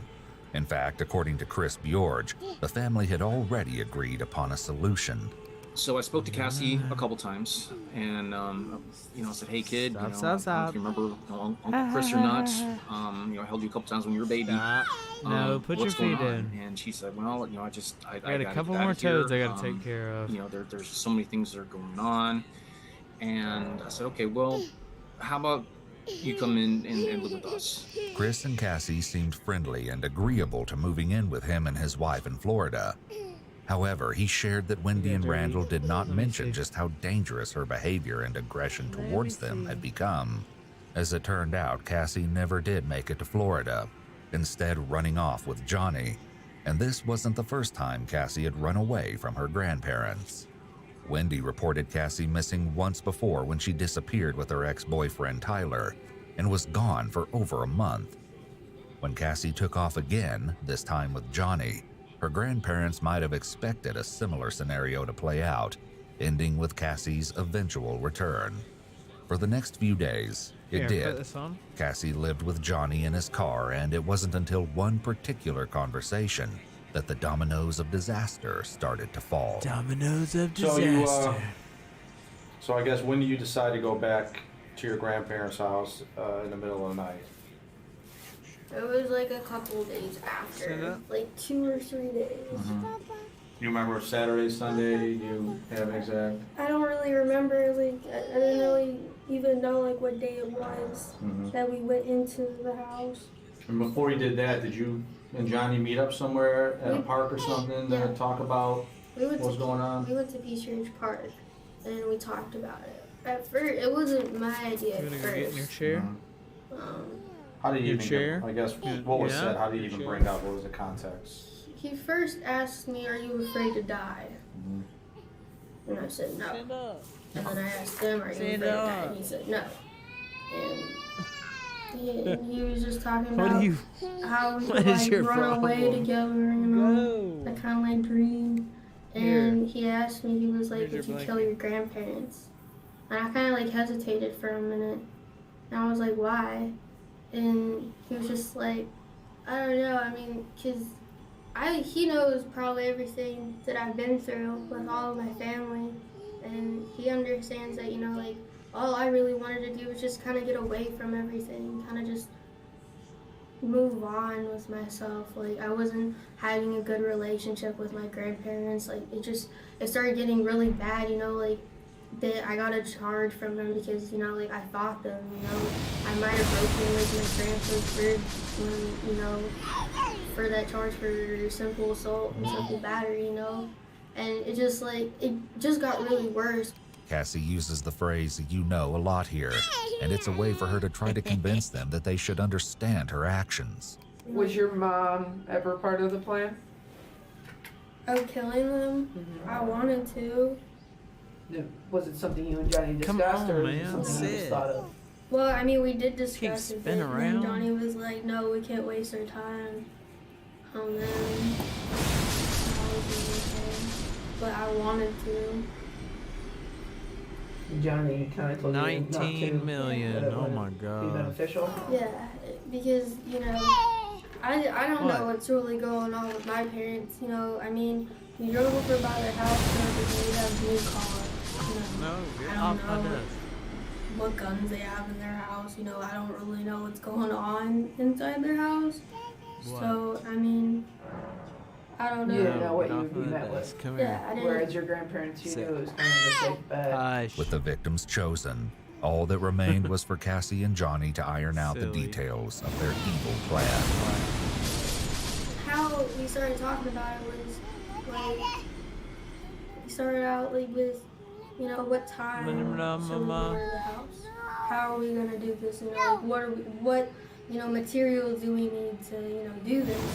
So, you know, turn up like that, and you know, so we decided to go around like midnight or 1:30 because my grandma normally went to sleep around like 11:30, 12. What? So Don't sit back down. we would just Stand had, up. like, you know, we would Stand park up. down the road, and then the park was literally like right behind. Don't sit down. So I unlocked the Stand back up. door. I was able to open the back door a little bit and not have the stuff in front of the door fall and make a noise. So I was able to like maneuver in, and then I moved the stuff in front Come of the door, on, and then I man. got Johnny in, and then we closed the door and locked it. And then would you guys kind of just hang out downstairs, or did you start moving upstairs? Or? We went upstairs. We didn't immediately go upstairs. Like, we went to the stairs and then we were like just listening, just hearing what was going on. And we thought everything was good, and then we went upstairs and Did you guys have anything in your hands, or you just? I had it's one of those car tools. Is it to do a tire, or Yeah, is it to tire fix iron. it? It was a Okay. tire iron. So I had one of those. Where'd you get that at? Johnny's car. Because he had one in his car. His Honda or Mhm. whatever. And Johnny just used his fist, and he brought a black book bag that had duct tape in it, and it had the tire iron in it, and it had gloves in it, because we were also wearing gloves too. It seems like Cassie was taking orders from Johnny, suggesting that unlike his idol Clyde, he was the mastermind while Cassie provided the means to get in the home. Johnny likely knew how Cassie felt about her family situation and her dysfunctional home environment, so he offered her a way out, a plan that may have sounded to Cassie like a solution to her suffering. So who's first up the You wanna stairs? talk? Is it you? He's kind of following you, or? Yeah. Okay. I go upstairs, Okay, he goes stop. into my grandpa's room, and then I go into my grandma's room. Do you hear kind of what's going on over there, and Yeah. does that kind of cue you off to with your grandmother there? Yeah, he started going at it, and then, you know, I could hear my grandpa just yelling, you know, and fighting, and then I started getting the rush, and then, you know, like, that's when I started hitting my grandma in the head. So you took the tire iron. Is it just? I started just beating her head with it. Wow, that's Based on Cassie's manner of crazy. speaking, she sounds like a typical teenager.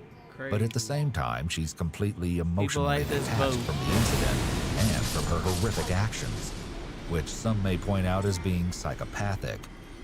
As for the crime scene itself, there was no denying that the attack on Wendy was brutal. Chris Bjorge once again offered some insight into what the aftermath of the attack was like. When I first went to Georgia, the first place that we stopped was the funeral home where they were. The funeral home worker said, there's no way that we're going to let you see them. It's just way, way too bad. Wendy and Randall were cremated as the state of their bodies was simply too poor for restoration. Chris went on to talk about how sad it is that his parents only ever got to meet one of his children, and that his kids were robbed of the opportunity to have their grandparents. For now, Chris still keeps Wendy and Randall's ashes and says he may one day scatter them when he feels ready. Back with Cassie, the police continued gathering details. Was that the first hit? Yeah. The back of the head? Yeah. That's where it made me hit her in the head. She bit me. I think I took a picture of that yesterday, right? Yeah, she bit me in my finger too, but I forgot which finger. It was on my right hand. I think it was either like my middle finger or it was that one. And when you guys, when you and your grandmother used to get into it, that's kind of how did she bite you before to kind of get you off her or whatnot? Yeah, she's bitten me before. When do you meet back up with Johnny? Do you leave your grandmother there, or kind of what happens? So I started hitting my grandma, and I already had duct tape, and then Johnny's doing his thing, and I stopped hearing Johnny doing whatever. So he comes in the room with me and my grandma, and he helps me like tie up my grandma with the duct tape. How did you do that? Is it just her hands, or? I got her hands, I got her whole head, and then I got her ankles. Okay, with her hands. She put it all around her head. Just What like the this? hell? What about anything on her head or neck? Or How could you go to sleep after doing that? Yeah, we kind of like wrapped the duct tape around her head, and then that was it. What was that for? Just so then she kept it on. Oh. Or just cause. And you said her ankles too? Mm-hmm. And Johnny helped you tie her up? Yeah, I mean, I mostly did it, but I needed like a little bit of help because, she was like, moving around and stuff, and so he helped me a little bit, and then he went back into my grandpa's room. It shows a profound lack of empathy that Cassie was able to continue on with the act, despite her grandmother still being alive. At the hospital, Cassie had shared some additional disturbing details about the attack. What did Johnny do to your grandpa? Beat him. With his fist? Police found bloody handprints on the wall above the bed and footprints on the sheets, suggesting that when Johnny decided his fists weren't strong enough, he resorted to stomping on Randall. What else? He got a knife, a big kitchen knife. He stabbed him and slit his throat. And made him bleed out in front of my grandma because we dragged my grandma into the room because my grandma was sleeping in the other room. Well, she had duct tape on her back. Yeah, he duct taped her too. Yeah, so Johnny started beating my grandpa and I started beating my grandma. I could just hear like the blood, just gushing, and I could just hear my grandpa in pain, and then I was fighting with my grandma. Like, I wasn't saying, she didn't know it was us because we were masked up, Wow. Masks on? Yeah, like, well, not masked technically, they were just kind of like t-shirts and just, tied around. So, it was sort of like a mask. Your grandmother never said your name. The 20 so we can get she off. didn't know it was us. Swear that to me. She didn't know, I swear. She didn't know it was us. She had no idea. A short time later, however, Cassie slips up and admits that she and Johnny spoke during the attack. Therefore, there's little doubt that Wendy and Randall knew exactly who caused their suffering. Just a few moments later, she makes another serious mistake. He picked out which knife he wanted. Which one? It's the sharpest one. It's the biggest one. And he started using it on my grandpa. And then he slit his throat. I was there. We. You said we started using it on my grandpa. No, him. Sorry, it was him. I didn't touch my grandpa. I didn't use the knife on my grandpa. That was all Johnny. I couldn't have done that. So he was the one who did it. Back in the interrogation room, it seems that Cassie has ironed out more of the details of her story, with some noticeable changes. She doesn't mention masks, and she doesn't mention not talking. What were you doing when you went back in your grandmother's room? I was still with my grandma, and then in her room. Yeah, and then I dragged her into my grandpa's room, and Johnny asked me to go get some knives. So I got some knives from downstairs in the kitchen, and I got 3 big butcher knives. And then that's when he started like stabbing my grandpa. Because then I dragged my grandma into my grandpa's room, so they were both in there. And then I asked her for the code to her safe, because I already knew that she had a safe in her closet. I just didn't know it was in the safe. So, I mean... Did she tell you? Yeah, I mean, like, she kept saying, like, I'll give you money, I'll give you my keys, you know, I'll give you anything you want. But, yeah, she just kept Was she able to talk with the duct tape around her face? Yeah, like, she was like, mumbling. You could still understand her, but, like, at the same time, you couldn't. Cassie basically described how her grandmother pleaded for her life. This sort of scenario could elicit emotion from even the most psychopathic of murderers, particularly since it was coming from the psychopath's own grandmother. Still, Cassie continued on with the act. When Johnny's stabbing your grandfather, is it mainly in the torso or? Okay. Yeah, he just, I don't know why he did that, but he just kept going. How many times? More than 2, more Yeah, 5? more than 5. Okay. It was more than 5. While she was still in the hospital, Cassie revealed yet another twisted element to the attack, having to do with why she dragged Wendy into her grandfather's room. What? What are you gonna do? If we understand, why would you drag? She not give you the code? Who you getting on to, dude? When did she give you the code? Who you getting At what on point did she give you the to? code? She gave me the code. Who you getting on after to? I dragged her into the room. So you did it so that she would tell you, know that you were serious. You better hush. Forcing Wendy to watch her husband's brutal murder is torturous. But even with that, there was more to Cassie's confession that came out at the police station. So she told us the code, and you know, I went in the closet because that's where they kept the safe. So you know, I go in there, you know, I'm checking out all the stuff, and I grab the book bag, and I just start stuffing the book bag with everything. You know, like there was envelopes just filled with money. There was probably about like $1,000 that we found in that safe, but they were Don't just put saving. your finger in my face and and tell Did me you know about that money, or you just said no? Mason? well, my grandma, it was kind of weird. Like she was kind of giving me like an idea about it before. What? Like No, she was saying, you- what if I just you gave you stop. $1,000? Would that just You make the world a better place? I'm just like, no, I don't want $1,000. You know. So you know, she kept saying that, and then like when I saw it, I was just like, wow, she actually had $1,000 in it. Like, that's crazy. Cassie's tone here is an indication of her immaturity, as she likely doesn't realize that $1,000 won't get her and Johnny very far if they're planning to run away, especially once Cassie reveals they failed to manage their funds. You got $1,000 in cash. Did you spend it all, or do you have it all? We spent it all Okay. on food, money. So you were going to potentially get from Johnny's family was going to be what you were going to start doing? Yeah. Where were you going to go afterwards? We were gonna go like to Florida. Okay. Anywhere in particular? What? Maybe like Pensacola, Panama City, just somewhere, you know, where we could just like escape. Pensacola was only a few hundred miles away and doesn't seem like a very far way to run after a crime so heinous. Apparently, though, the aspirational Bonnie and Clyde thought the distance would be sufficient. You may remember that Chris Bjorge, who Cassie was supposed to live with, also lived in Florida. Police questioned if he was next on the couple's hit list, but it didn't appear that they had any plans to target him or even visit his area.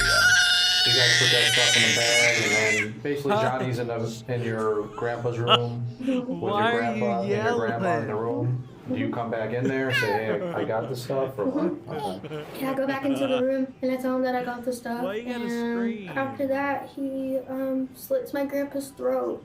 And then we drag my grandma into the bathroom. What was the reason for that? Just to bring her to the bathroom? Yeah, I don't know why we brought her back into the bathroom. I guess we didn't want to bring her into the bedroom. Okay. So we just brought her into the bathroom. And then Johnny slit her throat too. And actually hit her in the back of the head with the tire iron. Well, not the back of the head, but like right where your spine is. Because he was telling me, he was like, if you hit right there, like, just one like good hit, you can just knock the person out. And then that's it. And she was like pretending to be dead for a while. Like I would, you know, check up on her, and I would see that she was still breathing, and I'll be like, Johnny, she's still alive. What the heck? And then like Johnny finally like made the like last blow. And Okay, she come here. was kind of Come on. creepy because she was like scared to die. This is a particularly shocking statement, because what exactly did Cassie expect? What did she Her expect? grandmother not to be scared in her last moments as she's being brutally attacked. Once again, Cassie's emotional hospital interview revealed something intriguing. He was the one who like ended it for both of them, because I couldn't do it. I couldn't. He kept he had knives too. Like he slipped balls from there, necks, and I couldn't do it. So he did it because I couldn't. She was staying strong for a while, like she was pretending to be dead, but we could see that she was still breathing. She did that for a while, and then Johnny knocked her out in the back. A pressure point was right with her fighting. So you said the last blow though was the last hit, last hit with the tire iron. And who did that? You were Johnny. Johnny. Had her throat already been slit? And then after he did that, then he slit her throat. Wendy's body was retrieved from the bathroom, along with one of the knives, pieces of duct tape used to restrain her, and a pair of scissors. Tragically, Wendy's final Facebook post was made on the same day that she was murdered by the very girl she was trying to protect. But perhaps the most sorrowful detail came from Chris's recollection of the Bjorge house after the crime. They loved Cassie. They adored her. When we got to the house after all this happened, the house was still wrecked. There was the smell of decay, the smell of weed. It was awful going there. And everywhere you looked, there was pictures of Cassie. They absolutely loved her. The investigators, however, had to keep digging into Cassie's increasingly horrific tale. Kind of walk me through what was going on in your head. I mean, was it, like you said, the rush where it's go time, I just need to do what the fuck we came here to do? Yeah. Or was it like, fuck them, they gave me curfew, they deserved it, let's get this shit going? It's both. Honestly. I stopped doing Kung Fu for a while just because, my mind was there. All of my feelings and my emotions were all over the place and I wasn't able to focus. So that really affected, my Kung Fu. But when I was there, I don't know, just all of my emotions kind of just came out when it was happening. I was angry and I was sad, but I was heartbroken at the same time, Go get in your chair. It was just why did all of this stuff have to, happen with my family? Go. Why did I have to deal with all this bullshit, And I just kind of really got tired of it, and I couldn't handle it anymore. I just kept exploding inside almost. I wanted to just run away and just be by myself with someone, and just start my life. I was just tired of being... And Grandma and Grandpa were your biggest hurdles? Yeah. Is that how you saw them, as your biggest hurdles to being with Johnny? No, they were my biggest hurdles because of probation. Okay. If I didn't get probation, I wouldn't be in this. I don't know. Probation kind of really messed me up because I was gonna get a job. I was gonna start getting money, just starting my life. And then once I got probation, it kind of just really messed up everything. As Cassie attempted to explain her motive, things started to make less sense. It's hard to imagine a double homicide leading to the start of a good life.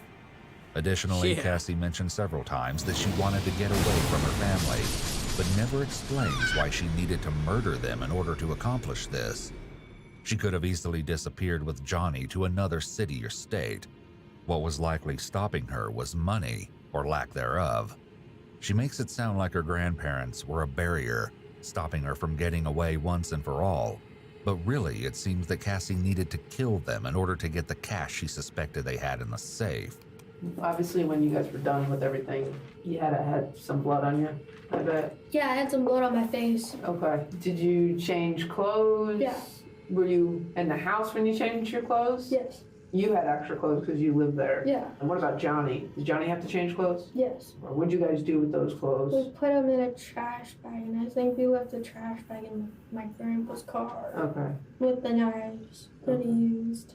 It was all in one trash bag. Then did you guys pretty much just leave the upstairs, or? Yeah, well, after that, then we closed the doors, and then we were just checking around, seeing if everything was okay, and then I started grabbing my clothes and start stuffing bags with my clothes, and then Johnny's, walking around doing his thing, checking to make sure that they were both dead, and checking to make sure if we didn't forget anything. Then we left, and then we came back to the house. When you guys left, where'd you guys go to? We went over to like Kroger or Publix to go get something to eat, and then we went back to the house, and we just kind of like chilled there. That's right. They chilled there with the bodies of her grandparents nearby while they ate. Typically, if a person can eat after committing such a horrific act, it's an indication of a lack of remorse and a total emotional disconnect from the victims. Something Cassie didn't mention was that they abandoned Johnny's car outside the grocery store they visited and switched to driving Randall's car. But she's still withholding a few despicable secrets. You guys were, I guess, together for the 2, 3, however many days at the house. When you guys left, did you go to make any purchases to buy some new clothes using credit cards or anything? 'Cause we got receipts in that. So do you remember whose credit card you used? It was my grandma's. In reality, Cassie and Johnny were in the house with the bodies for a week. What about men? They carry wallets. You take grandpa's wallet? I couldn't find his wallet, so I had no idea where his wallet was. So I just had my grandma's wallet in her purse. They hid it underneath his bed. He found his wallet. It's my guy, because we almost didn't find it. His wallet and his cell phone were under his bed. Really? Yeah. I guess that's where he started hiding it. It's eerie how this makes Cassie laugh. Her jovial reaction and laughter are indications that this was all a game, like someone solved a riddle for her and she found it amusing. Cassie also admitted that she first took Wendy's phone during the attack to prevent her from calling for help. She also confessed to impersonating Wendy when concerned family members reached out. Now, when family from California was trying to contact your grandma, tell me about that. I took her phone. And? I told them that everything was okay. You did. You sent the message? Yeah, I was texting her. There was other people too. What do you mean other people? Like other friends of theirs trying to reach out? Yeah. You texted all those people also? No, I texted Sylvia. What did you text? Everything's okay. Don't worry. I'm fine. And then they started freaking out. Like there was this lady named. Okay, this is a good stopping And point. a couple other people that I didn't even. I don't. Alright, y'all. We'll finish this tomorrow. We got 20 million in the bank. We'll start our new game plus. Take it easy. Let's roll the outro.